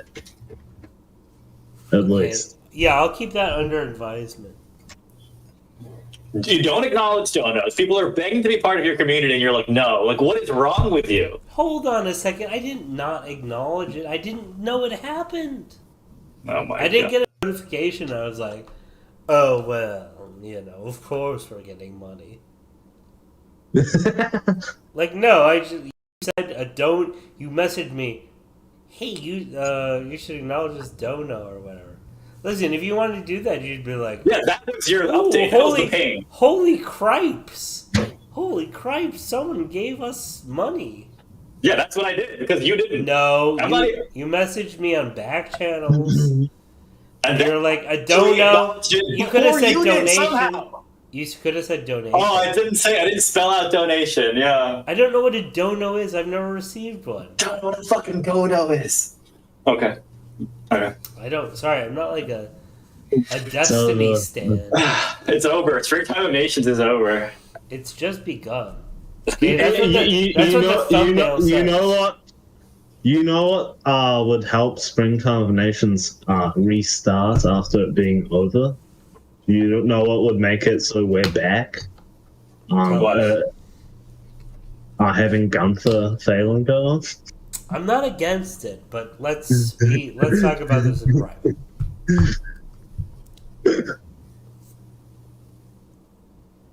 mean, to fill dead air, maybe we can talk about it. I don't know. Dead air. Dead air, dead ass. So what's your general views on ex Russia? Dead air for a dead channel. Shut up. Shut up. How many subscribers does your channel have? I don't think I have a channel. Yeah, bitch, you got 0. You Yeah. have a channel because you have an account. Oh, okay. So yeah, 0. For some reason, my like personal channel has like 2 subscribers, even though I Probably have bots. videos. I guess bots. But anyway, I assume they're bots. You had a question. So what's your position on ex Russia?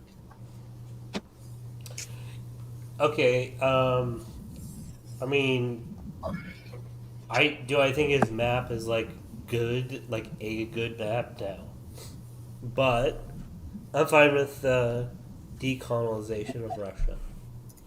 You know,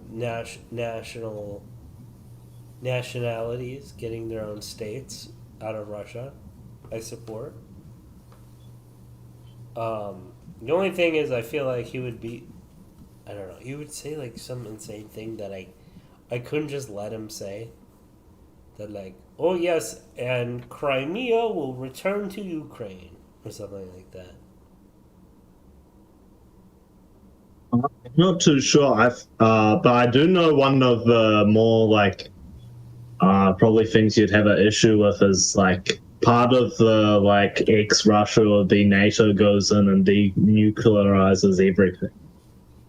And so only If like it was the voluntary, northwestern NATO. then it's fine. But you know, yeah, I don't think the UN should like denuclearize just random people. Don't you think that would basically, like, whatever this balkanizing Russia thing would just basically cause another civil war, like it's the Russian Civil War situation? Well, remember, quote unquote Russia lost something like 1.5 million square miles in the 90s, right? It significantly shrunk. Right. But there wasn't, Chechnya aside, and you can consider that, I suppose, a civil war, but it's not really the kind of scale that you're trying to talk about, right? Yeah, you're just saying sometimes countries can break up without there being a civil war. Yes, Well, I know that. But in this case, hold on. This isn't just like a luck. Okay, 15 countries left the Soviet Union. now you're None reiterating. of them. What? You're just reiterating that sometimes this can happen, and this is one such example. Yeah.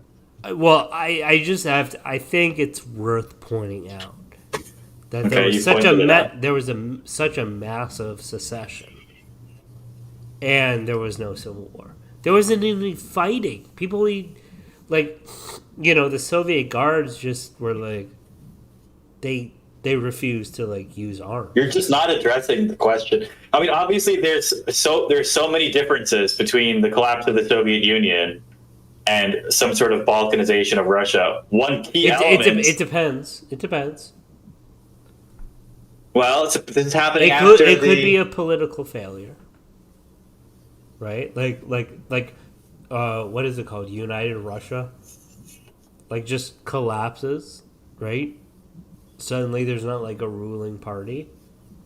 You could see something. I don't know. You can't predict. But if it's happening at the end of the war in Ukraine, and this Gunter plan that NATO is having a huge role in it, this seems much more like a forced invasion peace. collapse Yeah. that's just way more likely to create a civil war situation than something like what happened with the Soviet Union. Well, I suppose it's interesting. Excuse me. To note that you think that like foreign interventions increase the likelihood of civil wars? In many situations, yeah, they do. I think you think I'm No. generally in favor of foreign interventions or something? I don't know. I don't know. Okay. I guess you'll have to use your calculator. Figure out how many you support and how many you don't. And then we can I have to use my calculator. Yeah. You got an Asian friend? No, I don't have any friends. That's not true. You have one friend who is Asian. He happens to be Asian. Benjamin Ikuda? No, Myself? the nuclear device against the Japanese in the World War II. That friend. Oh, I see. Okay. Yeah, just have him run the numbers. Yeah. You saw Oppenheimer, right? Actually, I did not. I heard it had sex scenes in it, so that I didn't see it. Okay, I will say there's like overall something like 30 seconds of sex scenes. And it's a 3-hour movie. Okay. Maybe I'll see it. Are you memeing when you say you won't watch it because it has sex scenes? Yeah, it was a bit of a meme, although I do not like movies that have an excessive amount of sex scenes in them. It's definitely not excessive. I mean, it's excessive to me because I think none should have sex scenes. But it's pretty low on that level. Okay. Really? That's weird. I heard it had like excessive sex, but whatever. Maybe that was bullshit. No. Maybe it was excessive like romantic subplots or something. Sort of. I mean, they talked about it quite a bit. When he's on top of the woman, does he say, "I've become death, destroyer of worlds"? Or When he's on the bottom. oh, okay. It's a very stupid scene. There's Wait, does that actually happen? Okay, so yeah, like he's at like this dinner party and like this like epic like a scientist woman is like telling me about the Bhagavad Gita. And he just randomly opens the line and starts reading it out while they're like having sex. But it's that line. That's also a misspeaking of the line. But whatever. Does he read that line? He does read the line. Okay. That's the only pretty time funny. the line is referenced. It's not after the detonation, which is kind of funny. Given that that's allegedly... No, they should have included the real life scene where he's in the bathroom practicing saying that in the mirror after like killing Yeah, that would be 1,000 good. Japanese people. He's practicing saying it. He's like, oh, does that sound guys, cool? did you hear me? I said I'm death, destroyer of worlds. Yeah.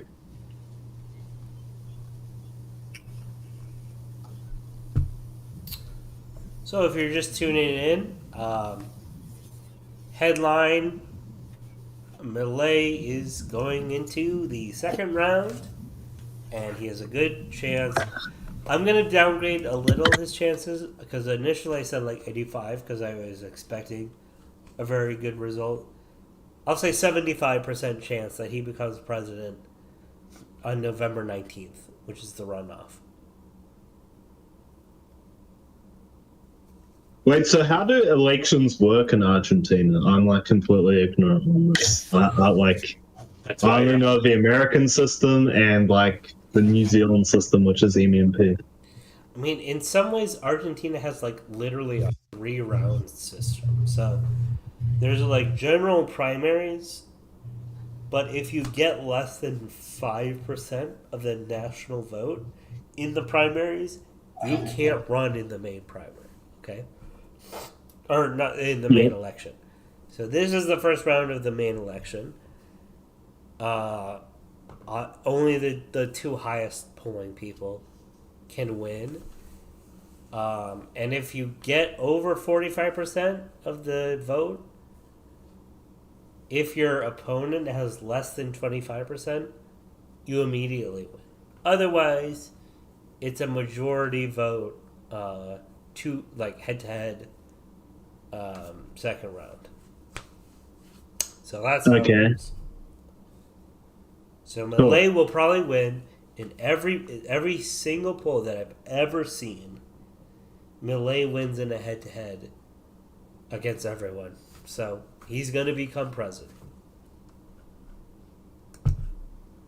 So we won, Reddit. Nice. And how does like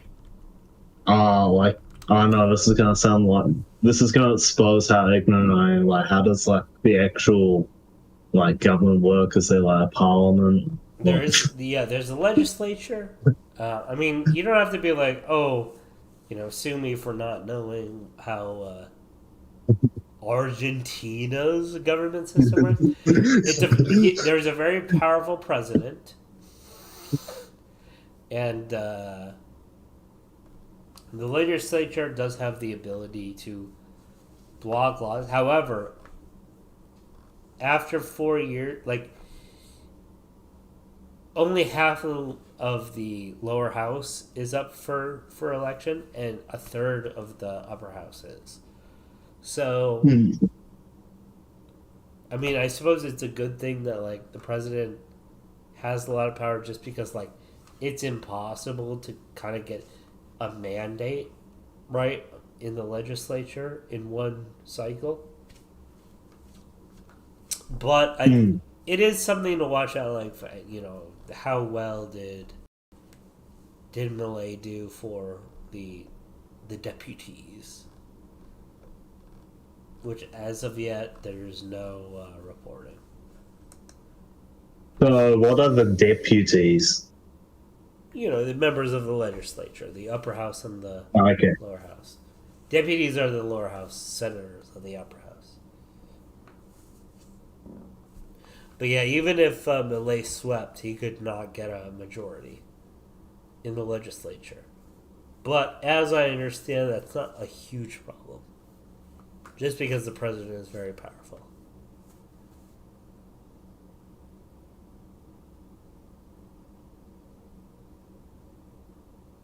What's up, Adrian?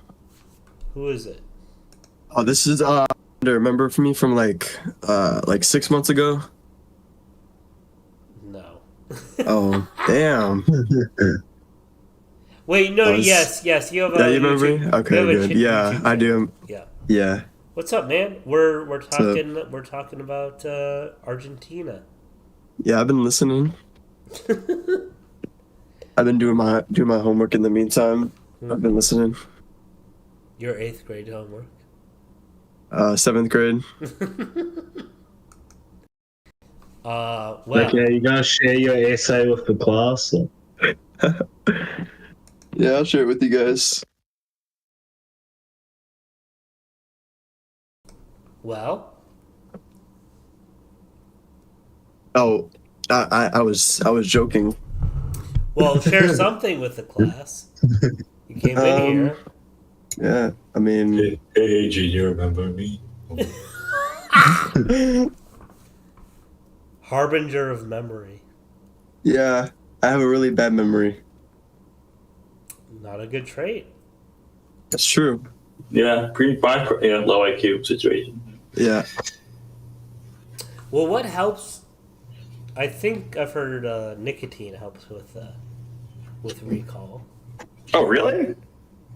Yeah, I mean, Sean used to talk about this all the time. Yeah, he likes nicotine. I didn't know it was for recall as opposed to other cognitive things. Recall. Yeah, I thought it was for fluid intelligence. I swear there was some advantage in recall.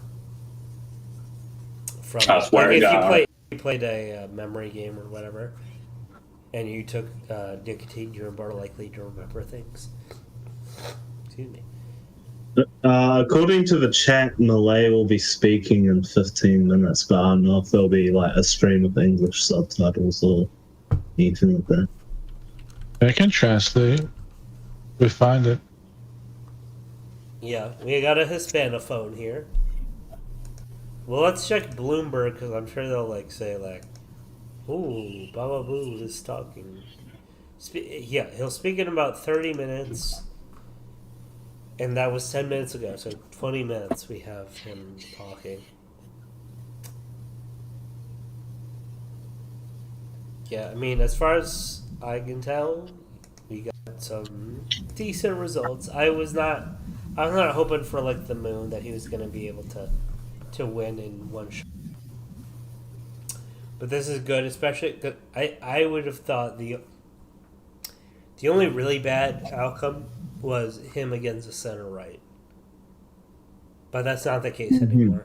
Now the center-right voters have to decide between Peronists and Milei.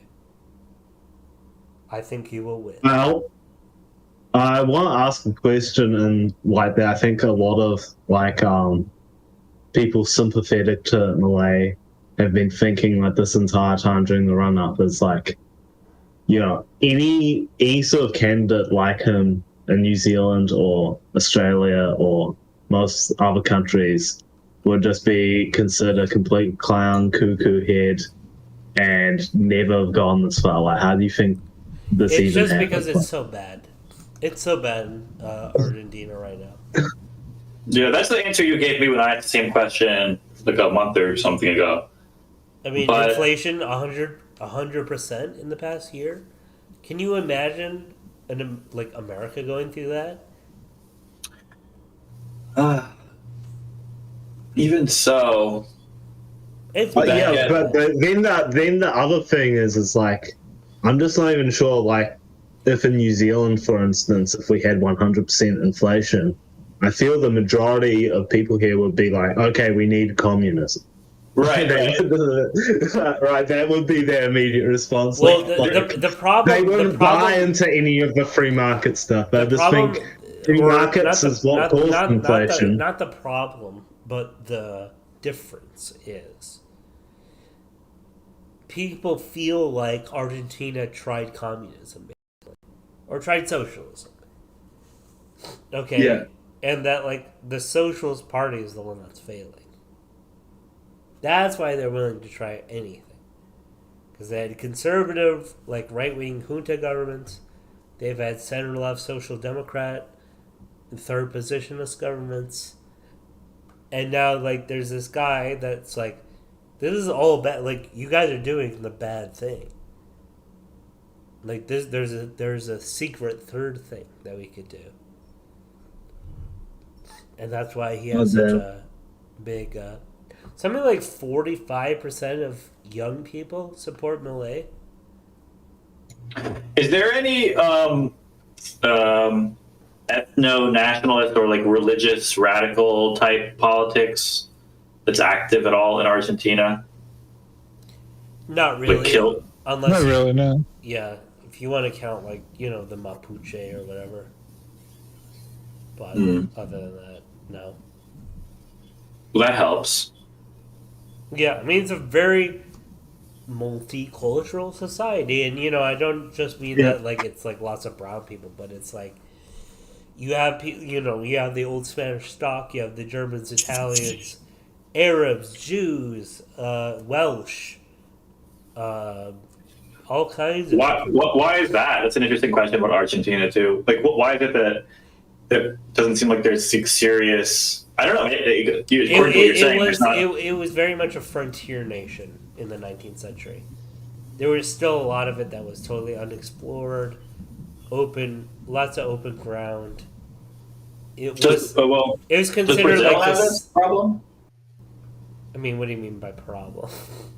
Ethnic rivalries causing political friction, which could likely result in Oh, but I'm not saying that I'm not saying that there's is that also absent in Brazil? No, because Brazil had a large enslaved population, and that's where the inflation comes from. But when it comes to it's really just black people. That's the problem here. Yeah.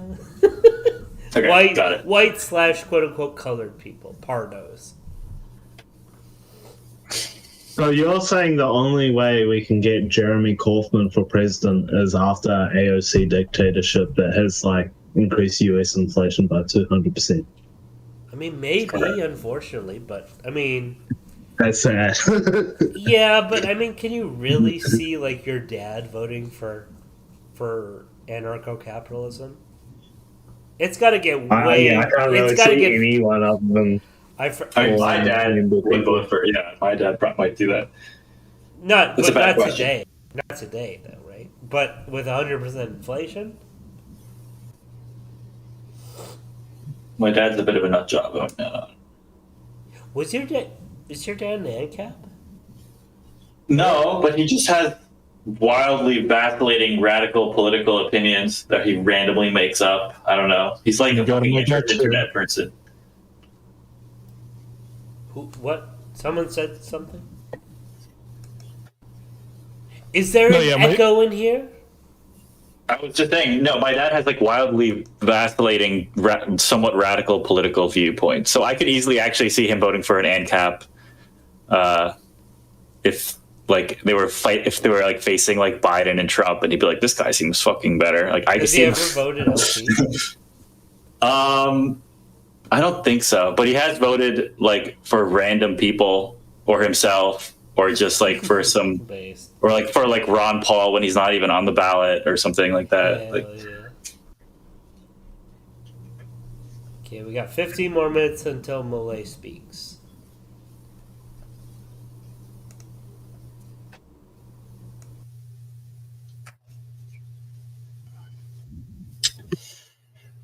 Do you have a stream set up for us to watch when that happens? No? Okay. Yeah, I don't know how we'll do it since like the actual like YouTube stream is like a minute behind or whatever.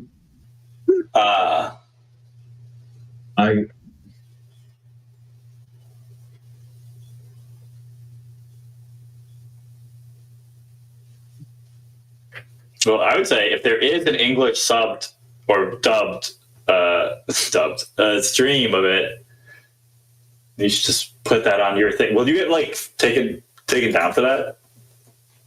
For just like copying another person's stream?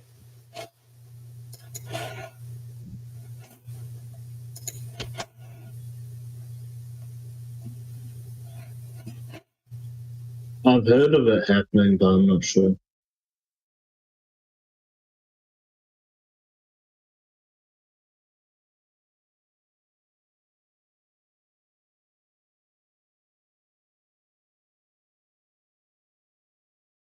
Do you see Milei doing anything like particularly crazy during his presidency if he does become president?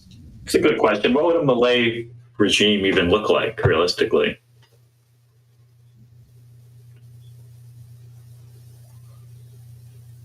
I don't feel like I have a good grasp of it because his statements are all over the place. And well, when he was a deputy, what did he do? That might be a basis to make a decision or prediction. He used to be very consistent years ago with saying that he didn't want to get into politics because he felt like it would corrupt him or something. He's getting corrupted. I'm also like really curious what he might do. Well, what did he do when he was in power? Wasn't he a deputy? Isn't he a deputy currently? I don't know. What does a deputy do? He's mostly known for like being on TV and like destroying lefties kind of thing.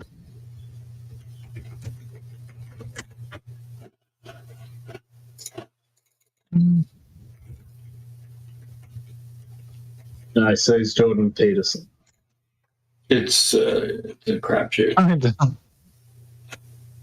It's a Hail Mary.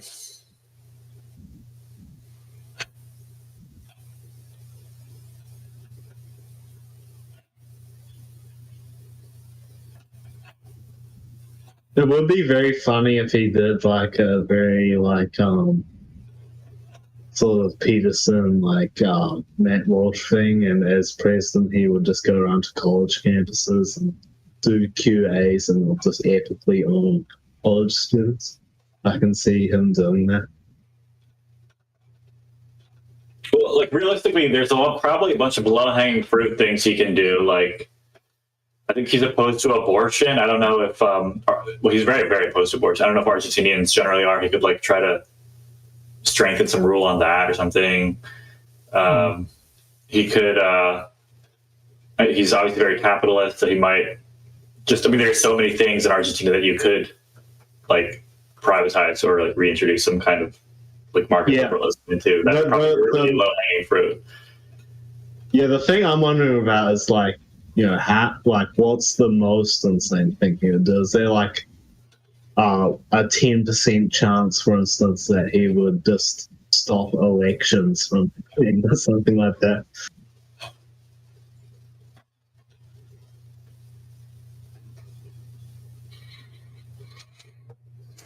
I have no idea.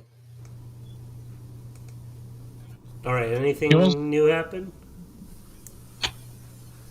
Oh, I just asked, like, what do you think the most crazy thing Milei presidency would do?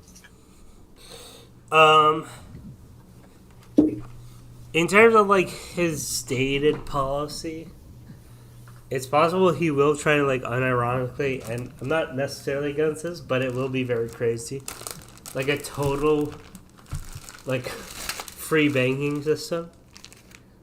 Like he might actually try that, but I don't think it's likely. He'll probably just dollarize and kind of sit on that, in my opinion. I mean, it's possible he'll like legalize something crazy like prostitution or whatever. It's not even that crazy.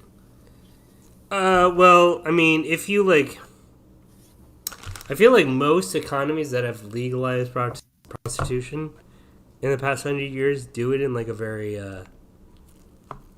what do you call it? You know, it's like regulated way. Like he might literally be like, anyone can do it, like at any time. There's like no restrictions on it. That would be crazy, in my opinion. I guess, but that wouldn't like have like massive social ripple consequences as opposed to like. I mean, it definitely could, in my opinion. Okay, well, sure. It's a weird opinion. I mean, I was thinking something more like if he like the craziest thing I can envision is he like tries to introduce like liberal reforms in such a slapdash way that it ends up being that like oligarchs end up with like privatized like shit, and then it ends up like being like a Russia horror story situation almost, something like that. I will say, I mean, he's a trained economist. He knows Rothbard, so I assume he knows Rothbard like specifically warned against like situations where it becomes like who has like the best like bidding position, right? Like Rothbard even proposes like lotteries for like the ownership of these things.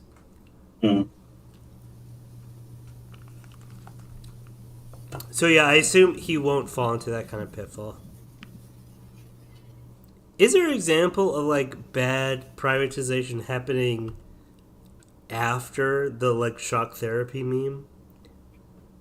I mean, at least in the sense of like imposed by / endorsed by like Western countries. Because I suppose like just some random country could be like, we're privatizing our assets and do it badly. But like it seems like the shock therapy period, there was like they genuinely thought that they were doing the right thing. It seemed like, right, and they were like making a mistake. Yeah, I don't know. I can't think of it off the top of my head. I haven't read The Shock Doctrine recently, although I did hate that. I mean, that might have some example in it that could be an example, but that book was generally pretty bad, so probably not. Not a recommend? Oh no, it's a horrible book. Poorly written or just badly sourced or what? Just super misleading arguments. Like for example, like kind of like what you were just saying, where like privatization can go bad because like third world countries are retarded. So like one example that she talks about in the Shock Doctrine is like there's like a Sri Lankan fishing like villages and shit that had like these like beaches that they were like settled on, but there was like hotels near those beaches, and then there was a hurricane or something like that, and like or a tsunami, and like destroyed all these fishing villages. And then the government was like, okay, now we're going to privatize these beaches, and now they belong to the hotels. And somehow like she connects this to like Milton Friedman or like Hayek, and it's like, what? Where's the connection? It's just exactly. Yeah, I mean, this may as well have happened in like 1200, right? Yeah, there's no major. The difference, like people doing anything for money is considered like capitalist now. Yeah.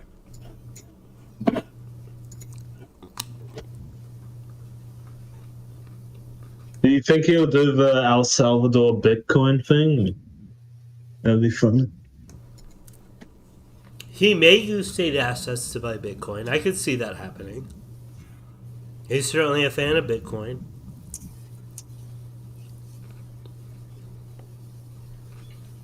Bitcoin-backed cryptocurrency.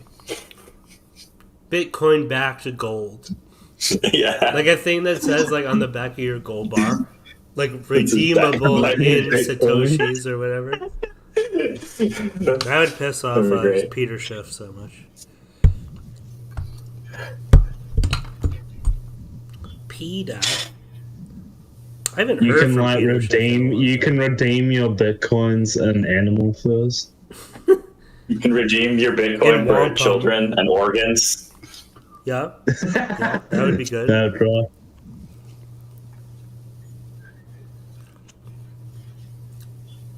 I know, like, livers, like, a liver transplant is not like a whole liver. Yeah, I it's like suppose 70%. you can just, like, divide up livers. I'll give you half a liver for that. like chunks of a liver embedded in resin embedded in a coin. Mm-hmm. Being passed around. Yep. Like, do you know what goldbacks are? Goldbacks? When we were when we went to Porkfest, yeah, there's people, like, they were using this currency and it was basically like a laminated 1/10 of an ounce of gold or something, and that represented like $50. And there was even smaller ones, even like 1,000th of an ounce of gold. Wow. I have a couple. White Knight bought a couple. I think John bought a couple. Yeah, it's like, it's a cool idea, but like, it would be Are they funny. flexible? Yes. They're like wallet. But Very laminated. Like, if you wanted to sell this to like a gold dealer who buys gold. I think you could like melt it down or something.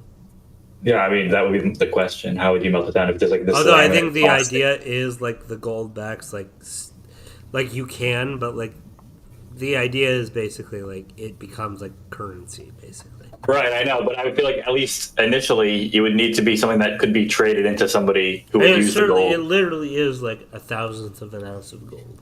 So yeah, it has value. Yeah.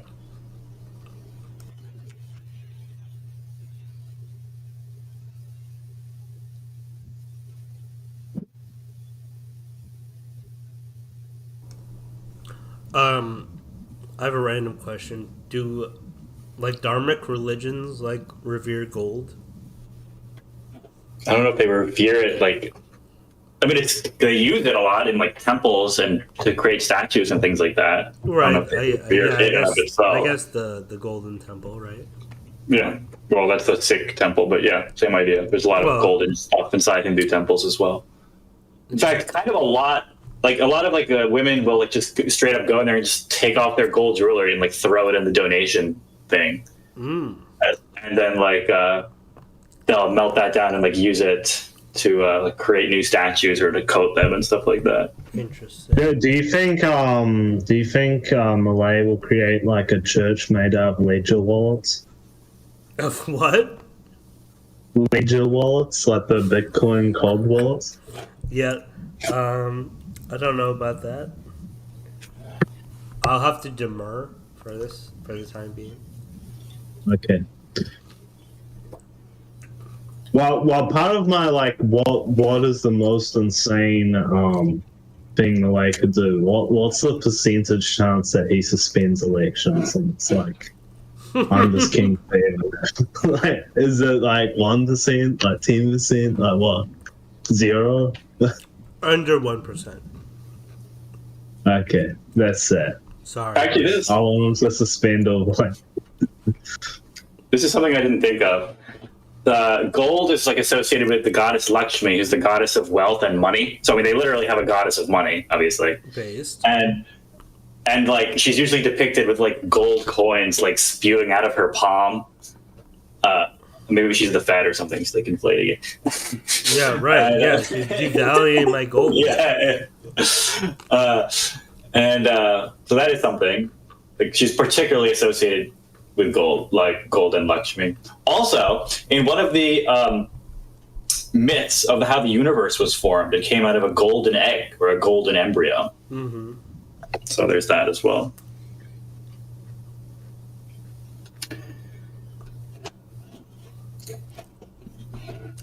It's funny, Spooky and I watched Argentine movie recently. Mm-hmm. And a lot of it had to do with money because it was like about con artists. The name escapes me, Spooky, if you're still like, you know. It's Nine Queens in English. There's a horrible American version of it. Don't watch that. Really? They try to remake it in English rather than just like. Yeah, it's so bad. But yeah, but anyway, it's about con artists and they're like trying to do sort of like a heist. I mean, they're kind of just like they're conning themselves into a deal, basically. But anyway, they talk a lot about like the currency and the money, and it's crazy to think like they're talking about like 5,000 pesos, and back then I believe it's from like the 90s or like early 2000s. I think it's like right at the edge, but around that time. Yeah, and like 5,000 pesos is like, it's nothing to sneeze at. It's not a ton of money, but it's nothing to sneeze at. And now, 5,000 pesos will get you like a cup of coffee. Crazy. Yeah. It does this scam where he pays with like a bill and he gets more change in return. Right. Like if they like updated that for inflation, it would be like, here's my like 10 million peso bill. Yeah. Here's another thing I don't understand about Argentina. If it's having like insanoid levels of inflation, then how does literally anything function in Argentina? Like, why is it not a like hellscape of crime and like everything's collapsing? How is it even organized enough to hold an election? I mean, this It's bad, but I mean, remember, this is the digital age, right? Like, at least for like government institutions, they can just put another digit, you know, on their budget or whatever. But Bloomberg posted this thing. Like, here's what $300 is worth at Argentina's most commonly used parallel exchange rate, the dollar blue. And it's just a fat set. If this was dollars, it would be literally like $10,000. Yeah, also, like almost the $1 billion. The inflation rate is different for like different goods. So like some things are like so expensive, so you just like stop buying them. Or like a lot of what I've seen happen is that people still buying like something that you might typically buy like in a 6-pack. Now you just buy one, and a lot of that kind of thing. Right. Yeah, and inflation is like very damaging because of like literally like there's calculation issues, right? I mean, yeah, but it's not like you can't like, you from can't one budget day- with like this kind of like rampant inflation. Yeah, so people save a lot and they like buy dollars. People are like really organized about inflation in Argentina. Like it's like if it happens to like a even slightly lower IQ country, like total chaos. But they seem to be like, I mean, it's kind of moving actually. Like I listen to a lot of like Argentinian media, and they talk about like their little like budgeting tricks and like how they change their habits and stuff like that. But people like adapt, but it's not going well.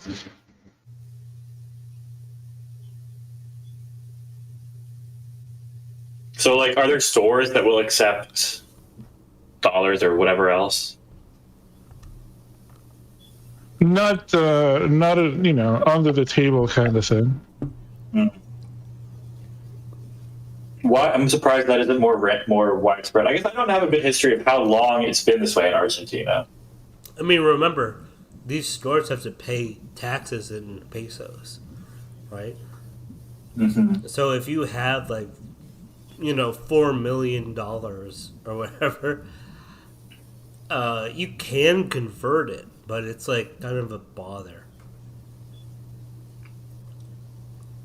Yeah, so people who save in dollars don't buy dollars from like a bank. Like there's people like on the street. There's like a specific part of town where all the like exchange houses are, and there's people like hanging out, and kind of like a shady drug dealer. Kind of like have to like have someone tap you on the shoulder and be like, "Hey, you want to buy some dollars?" Honestly, this sounds like a great time to visit Argentina. You could probably your dollar would go very far. Yeah. To say the Yeah, least. you guys should become dollar dealers. Like, Well, that's another thing. If you're a tourist and you go to like a regular bank to buy dollars, they give you like a super sweet deal, like better than the like gray market people because they want dollars. It's kind of a strange way to run a country, but you get a better deal if you're foreign. Like they literally ask you for your passport. Yeah. So, are you Argentinian? No, I'm Cuban. I don't want to dox myself too much, but yeah. Okay. He's a Spanish boy. Yeah, I'm broadly Hispanic. But doesn't have any direct connection to Argentina itself, like other than being Hispanic. Well, I mean, I talk to people from there, I have like close friendships there and stuff like that. But as far as actually being there, no. Okay. Someone was like to me, "I'm good." Wait, I think it was you. You kind of want to move, like if Milei wins, right? A little bit. I mean, it just seems adventurous. It just seems fun. Yeah. I mean, respect. I just, I don't know. It's seems like a big deal. I mean, yeah. I mean, I'm single. I'm not like married or having children, and I like make a decent amount of coin. So I mean, I could get away with like it going horribly, and just like running back to the States. Right.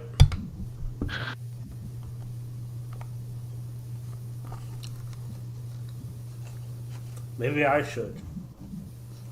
Yeah. Move to Argentina. maybe you should have the next con in In Argentina. Buenos Aires. Yeah. They don't like Americans. I mean, it's complicated. Like you better learn Spanish at least. No. Hell no. No. I don't think so. Will they just view me as like a Ameriburger because I speak English, or will they be like, "Oh no, New Zealanders are fun"? Oh, you know what? So there's actually some, strange kinship, at least in the heads of Argentina with like Australia Right, and New 'cause Zealand. you're both antipodians, right? Well, they share like the summer season Exactly. stuff. Like, Exactly. Yeah. yeah, and a lot of connections are like through. Connected by the rhythm of the seasons and the sun. Yeah. Well, that would be based if Malay and like ACT and National here, like create a good, strong New Zealand Argentina alliance. Totally on the same wavelength, bro. No, like I don't like airplane connections. I meant, but yeah. Okay, what about this speech, man? That was a while ago that this announcement. Yeah. Let's see if it happened. I think it's happening now. What do you mean happened already? Oh my god, you're running the stream. Oh my god! Sorry, I tried to get some cheese and some meat. I And got no, and no, Oh my we're God. He's not speaking yet. not speaking. Oh yet. my god. You need to get Benjamin Ikuda in here, make him a mod, and then tell him to do all this shit that you're not doing.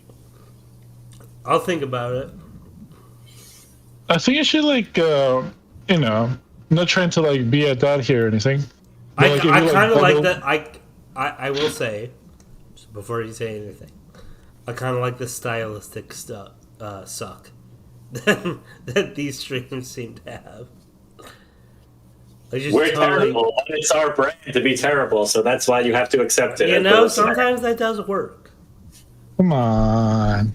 Like, imagine if you had like the soy face thumbnails and everything, and you like play the YouTube Oh, game. we do have emojis. But you gotta pay. You should with a source. My source is that I made it the fuck up.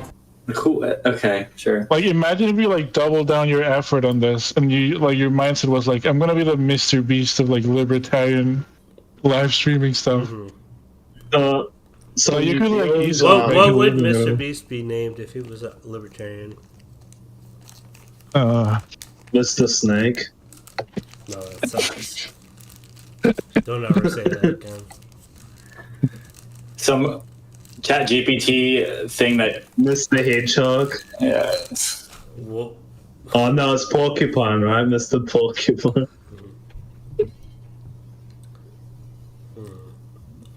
The golden porcupine. The golden right. Mr. Weed. No, Mr. Weed. Mr. Weed is kind of funny. Literally. Nations, it's a really good title though of a channel. I really like that. No, yeah, it's pretty cool. I agree. But so I do think you need to have more like mods and shit running your community for you. So the New Zealand media says that Milei's popularity is the result of TikTok. It's like the dangerous. Hey, Bolsonaro wins again! Hey, Bolsonaro! Hey! What's going on? Bolsonaro wins again. Hey. Have you heard that narrative that the New Zealand media is talking about? That it's like the TikTok is misinformation. TikTok is what's caused his popularity. Which Did we lose? Which is funny because in American parlance, basically, Did we lose? TikTok is related to China. China. Right. So like China's like funding like this or something. Wait, did we lose, or are we still waiting for results? There's 76% of the vote in, so. We didn't win, but Adrian's saying we didn't lose due to some sort of Jewish machinations. We will win. We will win. Yeah. It's a moral victory. Well, there's going to be another round with the guy that Milei is most likely to beat, basically. Yeah. Yeah, this is the best outcome. Not that much of a machination. When is the next round going to be? 3 weeks. Oh, fuck you. Fuck you. Fuck you dragging me into this bullshit tonight. Okay, so this is interesting. So the New Zealand media is saying if you actually walk around Buenos Aires or however you say it, and other places, there's basically no billboards or signs with Milei. His entire influence is just coming from social media and TikTok. Which means he probably saves like tons of money then. It's like how Trump spent like $5 million. Yeah. And Hillary and won. Yeah. So you'll have to tune in again in 3 weeks, by which point Springtime of Nations may actually have some community or Discord or something. We're working on it. For people to participate in. Yeah, because you do have an audience. You should All right. Can't we do this off air? You're right. Really wanted like the plebs be hearing like, you should be nicer to. Listen, we're trying to work it out, okay? I wish I was more of an orthodox libertarian. I would want to help you. You don't want to help me? My God. I'm not going to like run your thing for you, your Discord. I'm helping. I would help because I'm an orthodox friend. Yeah, there you go. Nick, aren't you my orthodox friend? I am your orthodox friend, that's true. What type of orthodox are we talking here? I mean, it doesn't have to be for free is all I'm saying. We can talk I don't about accept pictures of your butthole as payment anymore, Adrian. Listen, we're not talking about you, we're talking about Nick. I do accept pictures of your butthole as payment. The market's kind of saturated. He's been paying me in the same picture for 6 weeks. When it paid its weight in Argentinian pesos. I'm going to mint these as an NFT.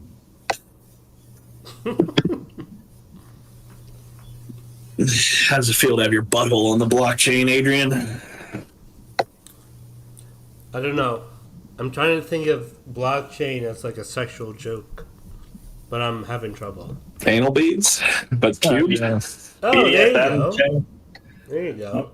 Beads. So you walk into the bedroom like, oh baby, we're gonna try some BDSM tonight. Anal beads? No, anal cubed. No, I don't think so. I'm giving you up. Yes.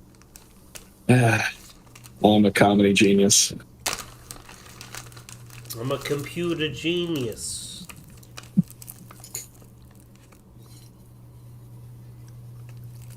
Anyway. Shut up, Jedi. Clankers in Paris is on. I don't know what that was. I don't know who that is.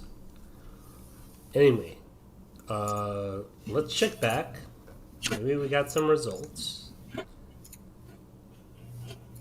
We didn't meet our objectives. So what would have happened if he did win tonight? He would have been El Presidente? Potentially, if he did really well. What, like 40% of the vote? You need 45% and 20% more than your opponent. So, really wasn't going to happen. But he's in a very good position right now. But also, how motherfuckers want to find me. But first, niggas gotta find... Oh, fuck. Sticking out the yacht for the Rizzler. Did you just say the N-word on YouTube? I'm reporting this stream. Do not. You will not see a dime in monetary... buttholes. Man, it's just really crazy to think of, like, Zoomers. Like, you know, they're flooding the TikTok with, like... brain cancer. Well, no, that's not the New Zealand narrative on the election. Is the New Zealand narrative is like the disinformed Zoomers have flooded TikTok with like misinformation, right-wing misinformation, far right, right-wing misinformation to put this far right mini Trump as they call on it. Oh my god. Yeah, New Zealand and Australia are pretty disconnected from geopolitics everywhere else. So. That's a good question. I thought he was 6 foot. Let's find out. Let's find out. Height. He's apparently 5'11". Yeah, he's like It's 2 centimeters over. off. It's over. We're gonna lose. Man, it's so jover.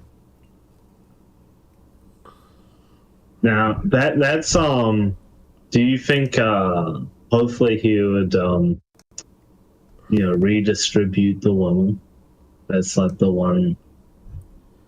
Oh yeah, he is very thing. romantically successful, right? Who are bull-rich supporters most likely to support in a runoff election? It's Milei, obviously.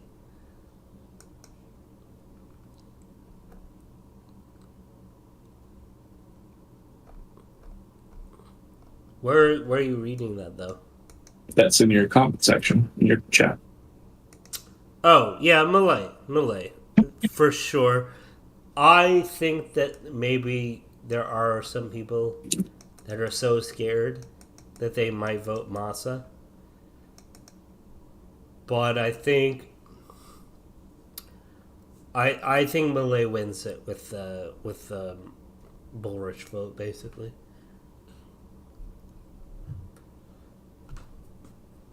Sticking out the yacht for the Rizzler.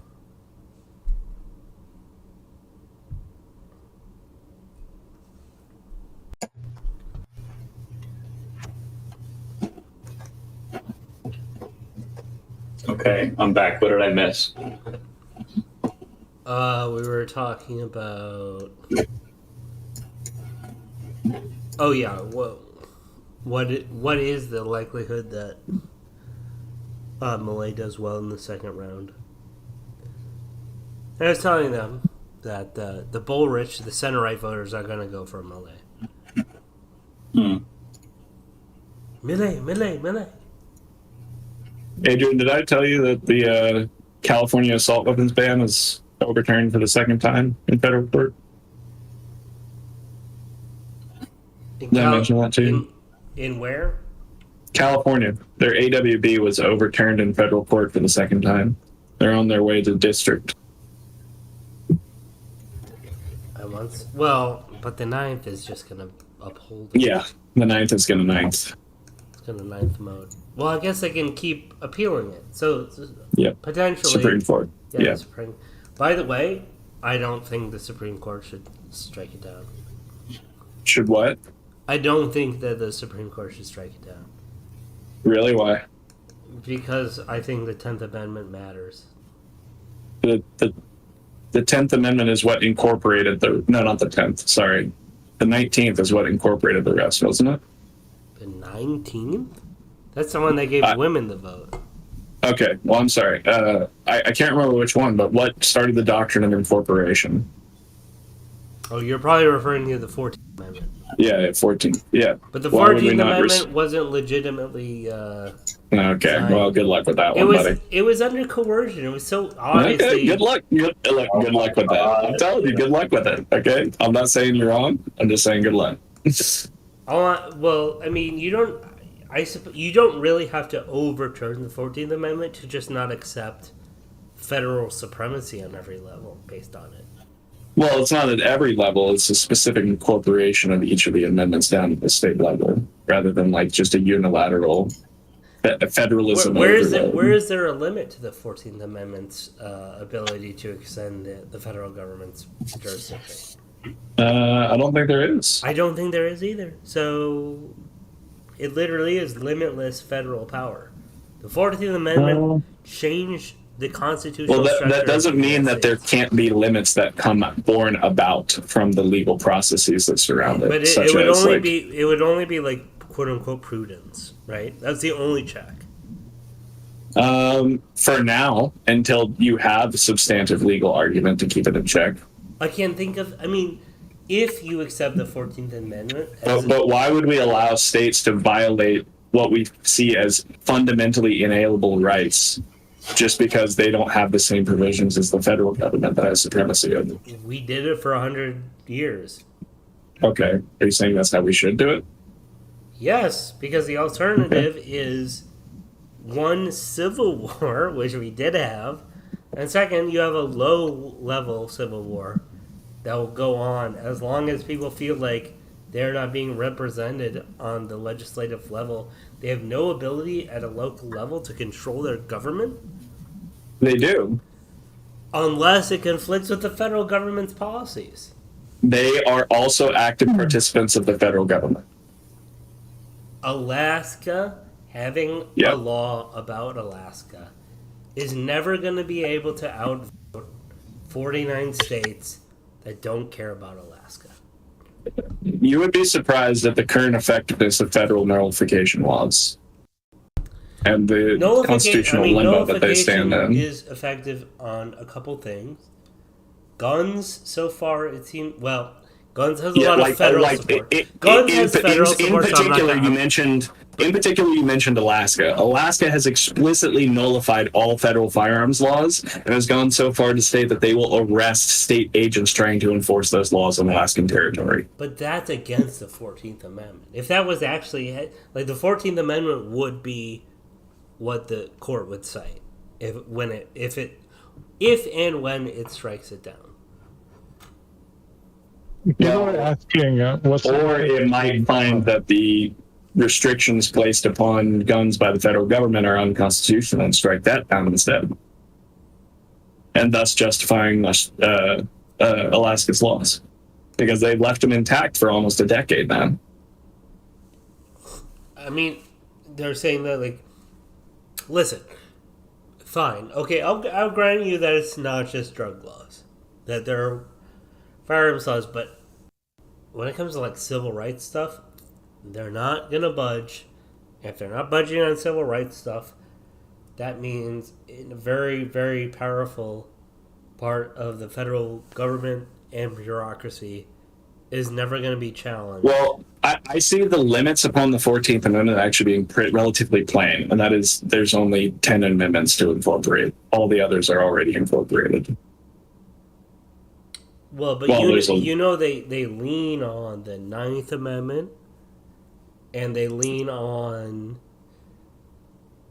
It depends on the you know exactly what they're leaning on. It's 14 words. No, not those 14 words. Amen on that one. No, not those 14 words. I'm talking about the Interstate Commerce Clause, not George Lincoln Rockwell's 14 words or whatever, whoever it was. By it's the the way, Interstate Commerce Clause. 14th Amendment, 14 words. You have somebody in the chat asking, how different is Bullrich from Massa when it comes to politics? No, I don't care. We're just filling time. Massa has total continuation of the policies that led up to this.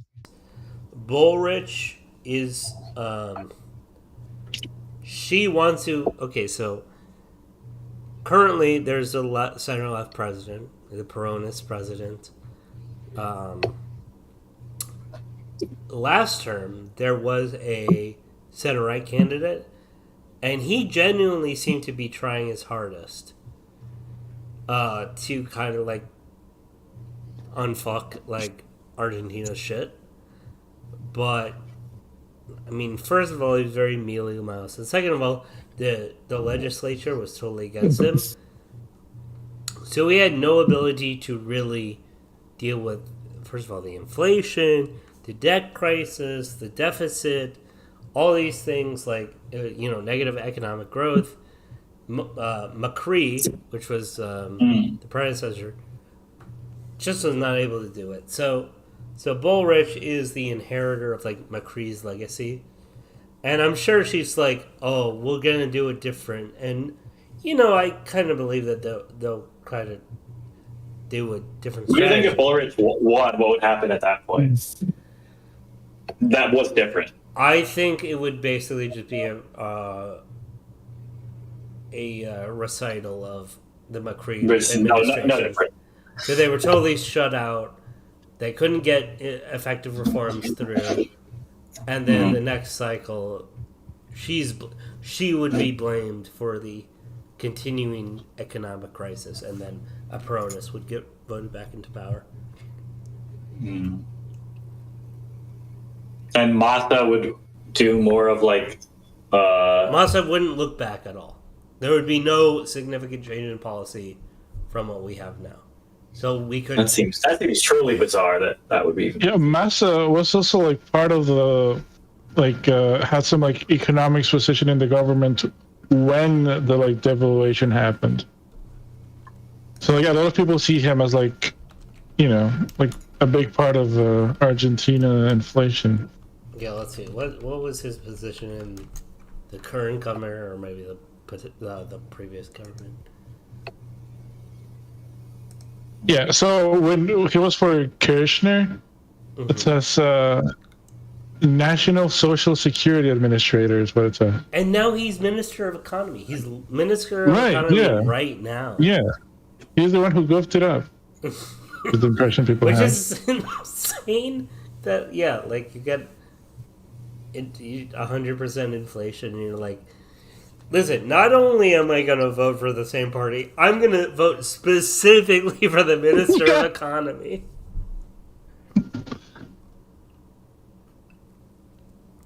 Epic.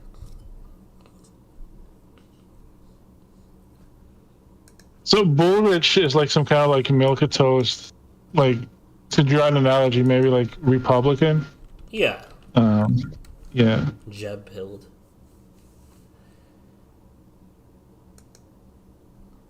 She's also ugly, which is unfortunate. For Oh, you think so? She's kind of got like... She's got like an English peasant's nose. She's got a bad physical like manifestation in general. Yeah, like she's not also good. old. Like, what's going on? She's almost 70 though. I mean, that's not. Yeah, okay, maybe she was attracted to somebody, but like, politicians should be, I think, easy on the eyes, and that's kind of like a rule that's mostly been followed, I would say.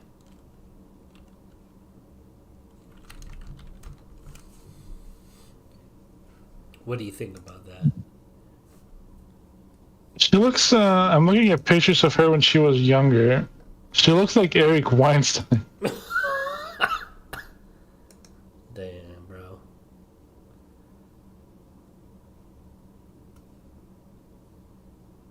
Yeah, she's. I don't think she was ever really a looker.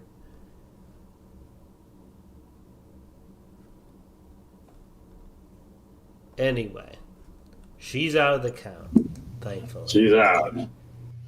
Fuck that bitch. Fuck that stupid bitch.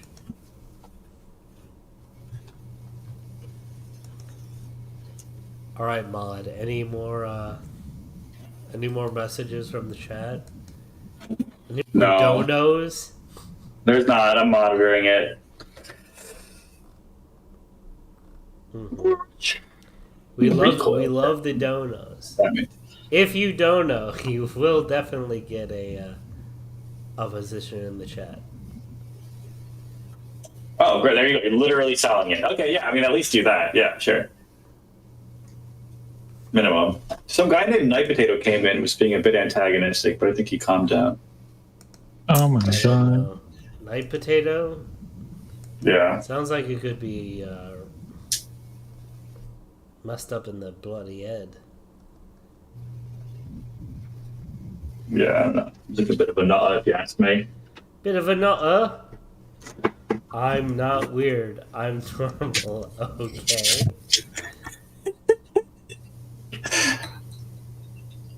I wish these fools would answer it. Yeah, he was being a bit rude. Bit uncouth. Bit shaky. A little bit cheeky.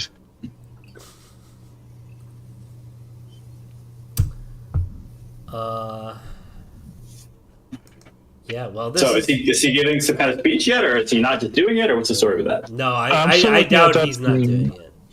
Yeah, he's not doing it yet. I mean, he hasn't started yet. Bro, Massa said he will remove taxes for 99% of the population. Epic. Jeez. That's how you fix inflation.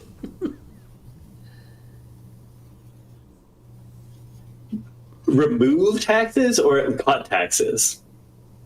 Remove. Okay, even more based. Literally, just for the 1% of Argentina's economy. I bet you the cutoff is. It's like borderline if it's even 100% or $100,000 USD. What do you mean the cutoff? Well, the 1% versus 99%. Oh, really? You think? Wow, what a shithole. I mean, it's been very bad. It's not totally collapsed. It would be interesting to if there was a graph of this is how much the 1% of X country makes. It might exist.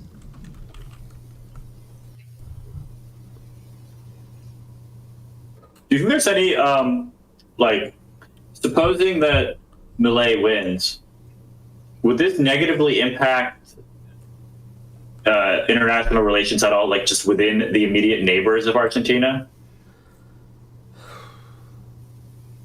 It will affect it, but I don't actually think it will be significant.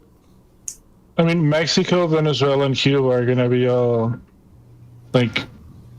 nippy about it, but what else is new? Yeah, there's not going to be a considerable collapse in it's not like Brazil and Argentina are going to fortify their borders or anything like that. No, it wouldn't precipitate war. Okay, so where do they actually have a border? Let me see this. Where do they actually have a border with besides Brazil and Chile?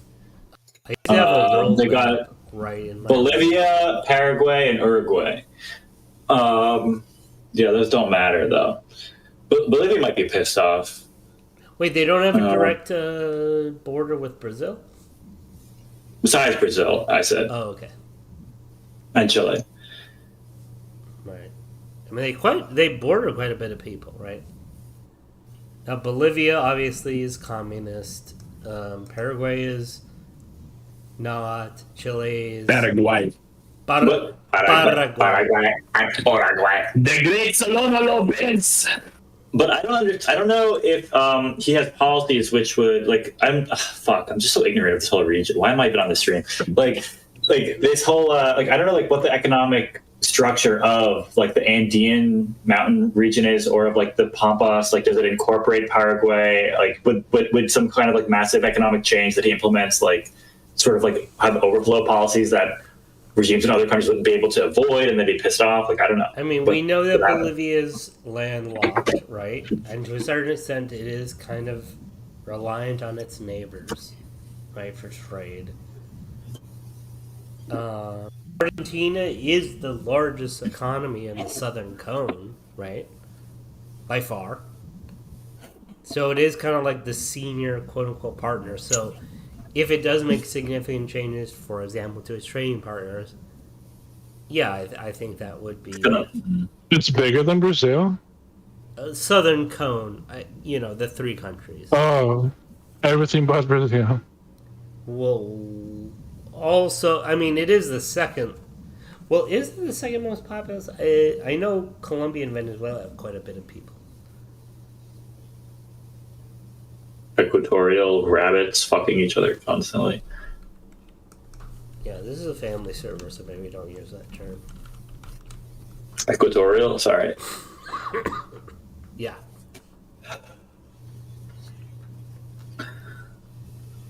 Yeah, Argentina is definitely bigger than Uruguay and Chile, and even Bolivia and Paraguay, and Peru even, and Ecuador, obviously. I love how my cat thinks that she's so sneaky about not coming in, but all of the motion lights around my house just keep track of her for me.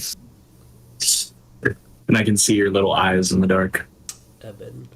Yeah, Colombia is more populous than Argentina. But it's the second largest in South America. So yeah, I mean, it would have a significant impact on Latin America.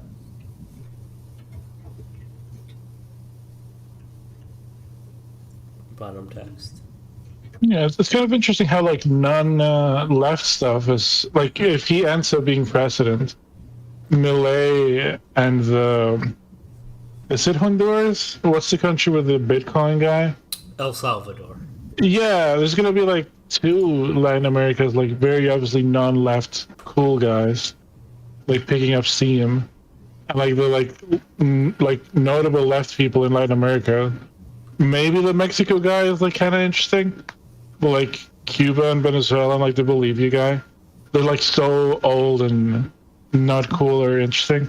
So I mean, it seems like good stuff is happening, I guess. Oh, what? I had a discussion with another guy about the Honduras economic zone or whatever, the charter city shit. What's going on with that? Yeah. He was kind of on copium that Prospero wasn't dead and that the United States and Qatar are going to hold up the economic agreement or some shit. Yeah, the problem is, there's a communist government now, and they're Prospero is bad. But it's being litigated, and a new president could easily take power within, the lifetime of, all this litigation. So... I mean, the problem, is the problem that has always been about Honduras, right? Even in the first years of Prospero, you have to be we're talking about regime uncertainty. I mean, this is a very big deal, right? In Central America. That's why you got to be careful. Yeah, I was just having a broader argument with them about what does the potential for a libertarian vanguard state not a libertarian vanguard state, but a vanguard state that protects libertarians were to come about would be the United States. And he was like, no, it's actually Honduras. And then when we got into the discussion, it was like, well, who's holding up all these legal agreements between Honduras and Prospera and everybody? And it's like, oh, the United States and Qatar. I was like, oh, so it is the United States that's doing this. It's not. But,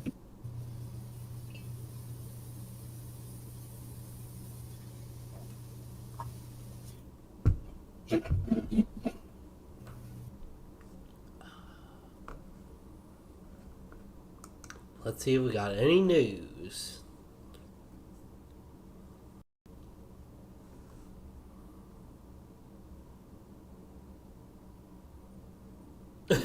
Stop accumulating dollars. It's time to gather votes.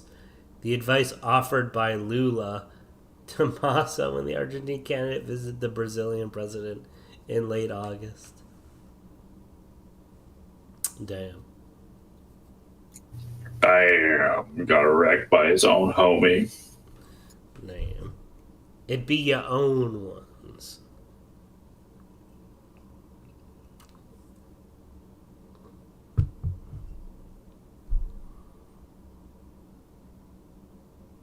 Expanding social programs and cutting taxes in the run-up to Sunday's vote. Even after promising the IMF he would do the opposite. Epic. Literally just like breaking the Argentinian economy worse. Right before. Double unemployment, triple student debt. Right. Okay, you only have 2 double student debt.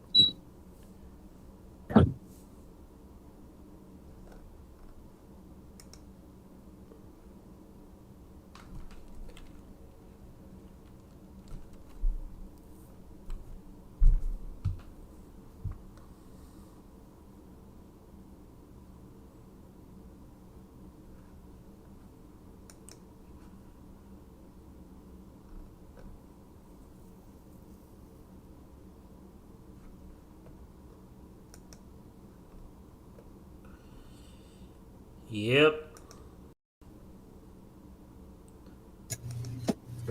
Yep. What? Did any more percentage of the vote come in, or like, is this anything changed? We're still in the same position. No. We're just still waiting on the speech, I suppose.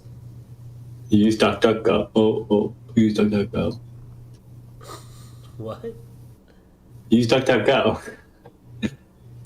I do use DuckDuckGo, or at least on the browser that I'm using for this. Okay. Sorry. Sorry, mate. Sorry, mate. Don't take checks. Just loads of money. Oh, they're flying away in that. Loads of money by that. Anybody got any dosh? What a great game. Oh, Killing Floor? Yeah. Yeah. Money, money, money. Loads of money. Anybody got any dosh? Dosh is a good word. Dosh is a good word. But wait, you guys know what the original, right? Dosh? Well, loads of money. No. Oh, Yeah. For Nick who? I don't know what you mean. No. Okay. I feel like it's an Austin Powers thing. No. Loads of Money is like a 1990s, maybe early 2000s, but I'm pretty sure 1990s. Like a parody music video. Harry Enfield? Yeah, it must be. Bloody hell, it's Harry and Paul. Yeah. Harry Enfield. This reminds me of Thoreau's recent song, "The Wiggle Wiggle Not Fold." That's not even recent. That was like 4 years ago. But yes, I was literally thinking about. Year. No, Wait, no way. It was not 1 year ago. That was just when TikTok features uploaded it. Imagine using TikTok. Shut your mouth and look at my wad. Imagine knowing you can have it on TikTok despite not using it. Well, no, like these are TikTok channels that are uploading Shut your mouth. Clouds in my eye. It's a journey into money. Something's happening with the speech stream. Okay. I'm not sure if it's starting yet, but the camera's moving. Okay. Well, be ready. We're counting on you. What's going on? We're counting on him. We should be counting on you. What do you mean? Why does everyone have to count on me? You're just bullying me. It was 1 year ago, unless that's just when they released it on Spotify. What is it again specifically? Jiggle Jiggle by Louis Theroux and Duke. There's no way Jiggle Jiggle's only 1 year old. With Louis Theroux? Yeah. Yeah, no, I mean, first of all, I don't think the Spotify would be accurate. Because YouTube has it. YouTube has it as 2022 as well. Because it's not like a AI June 17th, 2022. How Jiggle Jiggle becomes a sensation at age 52. I'm reading the Wikipedia. Okay. I think you're just wrong. You better be ready, dude. It's from 2000, from the fucking third millennium. Milei is out. Malay's out. He walked out. Yeah, he's like behind the podium. We can stream it, and then you can like translate along. Do you have the link? Yeah. 1 second. Oh my god! If we can, are you a translator? This is fucking actual content. That's not. I can't see the stream, like from this. Like I can only see it on YouTube. You know what I mean? So it's gonna be like out of phase. He's saying good night. Okay, hold on. Good evening. Thank you. Sorry, I'm trying to get it up. At least while the audio. Hey, trying to get it up. That's what I said last night. Oh, you dog. Yeah. 2 years ago, if they had told us that we were going to be in a second round with Krishnaism for the presidency, we would not have believed it. We are in a historical event. This is the product of the effort of thousands of people who all over the country worked to push with all their might the ideas of freedom. From having no party to be, I guess, the first party in the country. It's a historical achievement. You just keep saying it's a historical achievement. But we shouldn't lose sight of the size of the historical event. In 2 years, we came head to head to the first party in Argentina.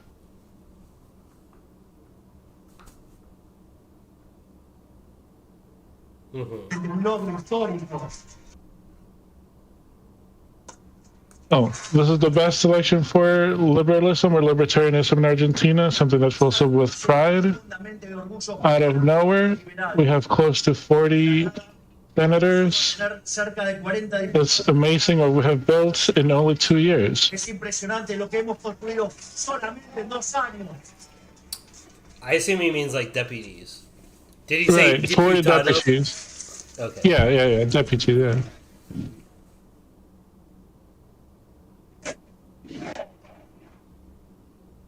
What are they?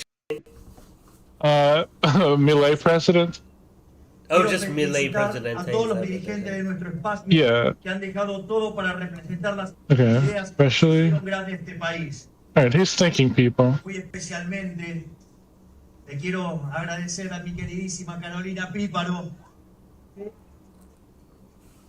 My main hoe. Yeah. The other guy is a candidate for to be mayor of Buenos Aires. Okay. From what I know, it seems like they don't have that much of a chance. Quiero aprovechar para saludar a Jorge Macri. I mean, for the hizo una gran elección en la ciudad de Buenos Aires. He says that he sends his regard to Macri. Por el kirchnerismo, igual que el que tenemos nosotros. Aprovecho también. Oh, so there's this province that did get a new governor from his party for Entre Rios. Oh, a governor? That's huge. That's the first time it's happened. Yeah. Okay. Most important thing from the last 100 years? Quiero que tomen conciencia. An election that presents us with a choice to continue Krishnaism or to embrace the ideas of liberty, which is the ones that made Argentina great in the 19th century, that every country that clings to them progresses, and the ones that follow populist ideas sink in misery. People are chanting liberty now. Oh my god, so based. Viva la libertad, carajo! 2/3 of Argentinians voted for a change. They voted for an alternative to this government of thieves who wants to, better future to remain in power. Hoy es un día histórico. That's why. Okay. I come to conclude that process of attacks. Okay, and I'm willing to start from a clean slate in order to end with Krishnaism.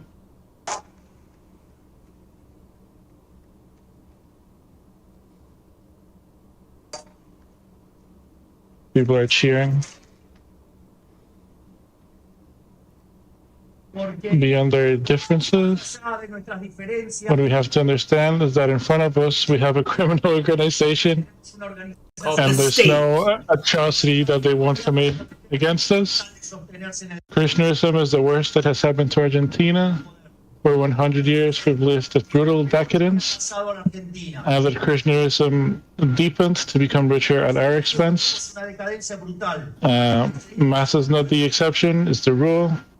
They have a model designed so they can become richer at our expense. If all of us who want to change, we won't work together, they'll keep this country. If those of us who want to change don't work together, they'll keep the city of Buenos Aires. We can't permit let Krishnaism to keep destroying our lives. The thing before us is very clear. We either change or we sink. Those who closeted us in a quarantine, or those of us who ask for liberty, those who want property, those who want to use the state for their benefit, or those of us who want politics to be at the service of everyday Argentinians, those who free prisoners, or those who want, the allies of Cuba, Hamas, and all the bloody dictatorships of the world. Those of us who want to hold on to the free world. I like that he said Hamas. Yeah.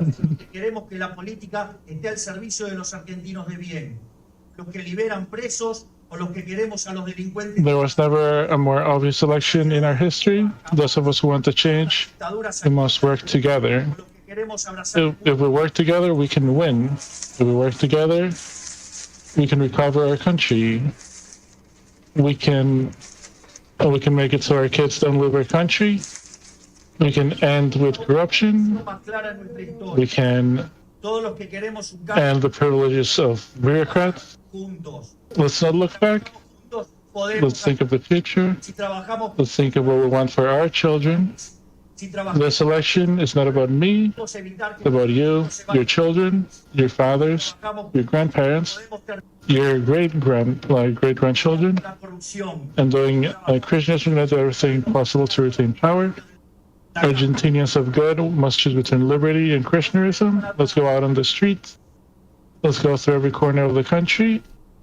Let's cling to everyone who wants to change in our country. Sorry. You like tripped me up. Come on. We don't come here to get rid of rights. We're here to remove privileges, he said. Los argentinos de bien tenemos que elegir si queremos kirchnerismo o libertad. Salgamos a la calle, recorramos cada rincón del país. They can't keep stealing, to end inflation, end crime, to build back our institutions, so that we can live in liberty again. No venimos a And let's not resign ourselves to mediocrity. privilegios. And let's not be desolate or poverty. Not good. Let's make the libertarian revolution. Change is Hell yeah. possible. The future is libertarian. We're gonna go fight for the ideas of liberty. No puedan seguir robando. Alright, people are cheering. Long live liberty now. Para reconstruir nuestra He seems like a very good speaker. para que podamos volver a vivir en libertad. He's much better in Spanish. Well, yeah. Yeah, I mean, I've heard him Well, give interviews that's the and speeches. important one, right? Yeah. No nos resignemos a la desolación. What? He's good at interviewing too. It's important that he's good at speaking Spanish. Yeah, That's- yeah. La revolución Yeah, liberal it'd be like if se Trump puede was cambiar, like se really puede good at, Fluent in German. but only could like speak very fluent. Like he wasn't Si good ese at English. futuro es liberal, por Yeah. lo tanto, Viva la libertad, carajo!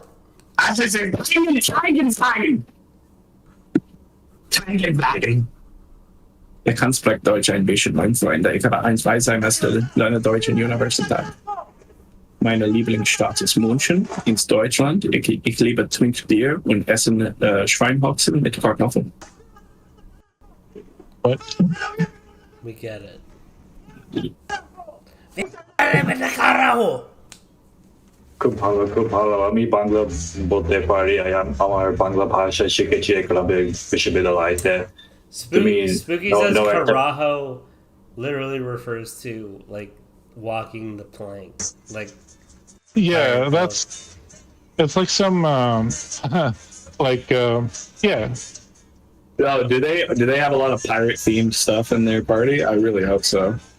No, but a lot of like Latin American Spanish has like a lot of expressions from like ships, and things like that. Sailor days. Yeah, yeah. If you want to say something's cool in Argentinian slang, you say it's zarpado, and that means like it has sailed. Yeah.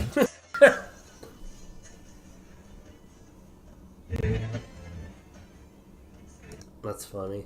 Is there more like that, or is it just like carajo and There's carajo, there's zarpado. There must be other ones. Let me look this up. I mean, I related it to like Quebec French, really integrating like Catholic things as oaths. Yeah, that's more a thing in Spain. Like hostia, that's mean. What's the little like? The host. Yeah. The Eucharist. Yeah, a more or less common one is me cago en los zapatitos del niño Jesús, and that's I shit on baby Jesus's little booties. What's wrong with Spanish people?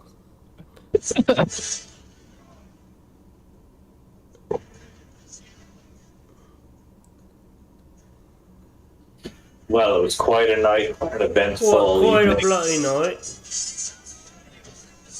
A lot of ruckus. Yeah, it doesn't seem like there's gonna be. I'll just double check, but Someone in the chat is saying liberty ... except for abortion. Yeah, what about that? what do you mean? He's pro-choice. Is he? Yeah. I thought he was super opposed to abortion. Is he still pro-choice? Oh wait. Yeah, maybe you are right. I mean, I know he's in opposition in a lot of like ways and like against social conservatism. I don't know. I remember he was really hated abortion. I know Argentina is just in general very anti-abortion, so I guess that makes sense. Okay, 40 abortion rights at deputies risk in Argentina. out of like 250. And I disavow Milei's abortion. Milei has expressed staunch opposition to the procedure if elected as a president to hold a referendum to determine whether abortion will remain legal. That's from Al Jazeera. Yeah, I support Thank him. you. He's the good thing. I disavow that particular. I disavow that particular opinion. Yeah, you're both libtards, so who cares what you think? I'm sorry, I'm an anarcho-absurdist now, Adrian. An My God. anarcho-frontierist. I'm just whatever Adrian calls me. I think Adrian's last moniker he gave me was anarcho-liberal before this anarcho-interventionist tag came up. Libterventionist. I like anarcho-liberal. I like being anarcho-liberal. That's cool. Libterventionist? Sure, I'll take on that. I'm really, really partial to anarcho-absurdism. That just sounds like a gay Reddit thing that you made up to sound unique. No, it has some actual like thought behind it, but it's mainly to do with like Albert Camus. Yeah, okay. And then like I made a flag for it. Like it's just the missing texture flag. Yeah. That's clever. It like it's supposed to incorporate like the meme like anarcho-hoboism, anarcho-lemonade standism, like these like little, but ultimately it's supposed to be like kind of like a gradual progression towards a more free and anarchic world than like some kind of unilateral mandate of anarchism. Who wants a mandate? How about a woman date? Oh, you guys heard about the mandate? I tried to get those, but they kept calling the police. Actually, this dog's asshole guy, kind of, I feel like I'm on a different Discord call. We might have a conversation about that. He's a Destiny stan. You would get along, I think. Yeah. I'm not only a stan. Like I know this man personally. I help Steven like do events and stuff. Oh God, Steven. See, I don't care that you know him personally. No, I was just flexing on Adrian. Yeah. I bet you think it would be cool to meet Destiny. I'm gonna go see him next month. I think November 5th. I'm eating dinner with him. Oh my God, so cool. Does he give you money? So cool. He's paid me for my services, yes, but this is me paying for an event. He's doing DebateCon, I think, and Chud Logic and Not So Airy. You don't know this people, probably. I know Chud Logic because one of my close friends is like his editor. Oh, DK? You're friends with DK? Do I have to, how much do I have to edit this? I already have to edit one thing. Anyway, DK is not like a secret person. Yeah, he's not. But Adrian being friends with him might be. Who knows? I don't know. Yeah, we don't have to talk about it. Anyway, I'll be eating dinner with Chud and Destiny and all them next month. It'll be kind of neat. I really want to talk to Chud. Underrated channel. Anyway, yeah, I feel like probably not gonna learn anything more tonight. Okay. End it. Yeah. Well, end it. Thank you for everyone who participated. Obviously, the dono. Our first dono. First dono ever. That's a big deal. It's a big deal. What a deal. Yeah, thanks for tuning in. Great night. We will win, and they will lose. And with that, I will say, may 1,000 flowers bloom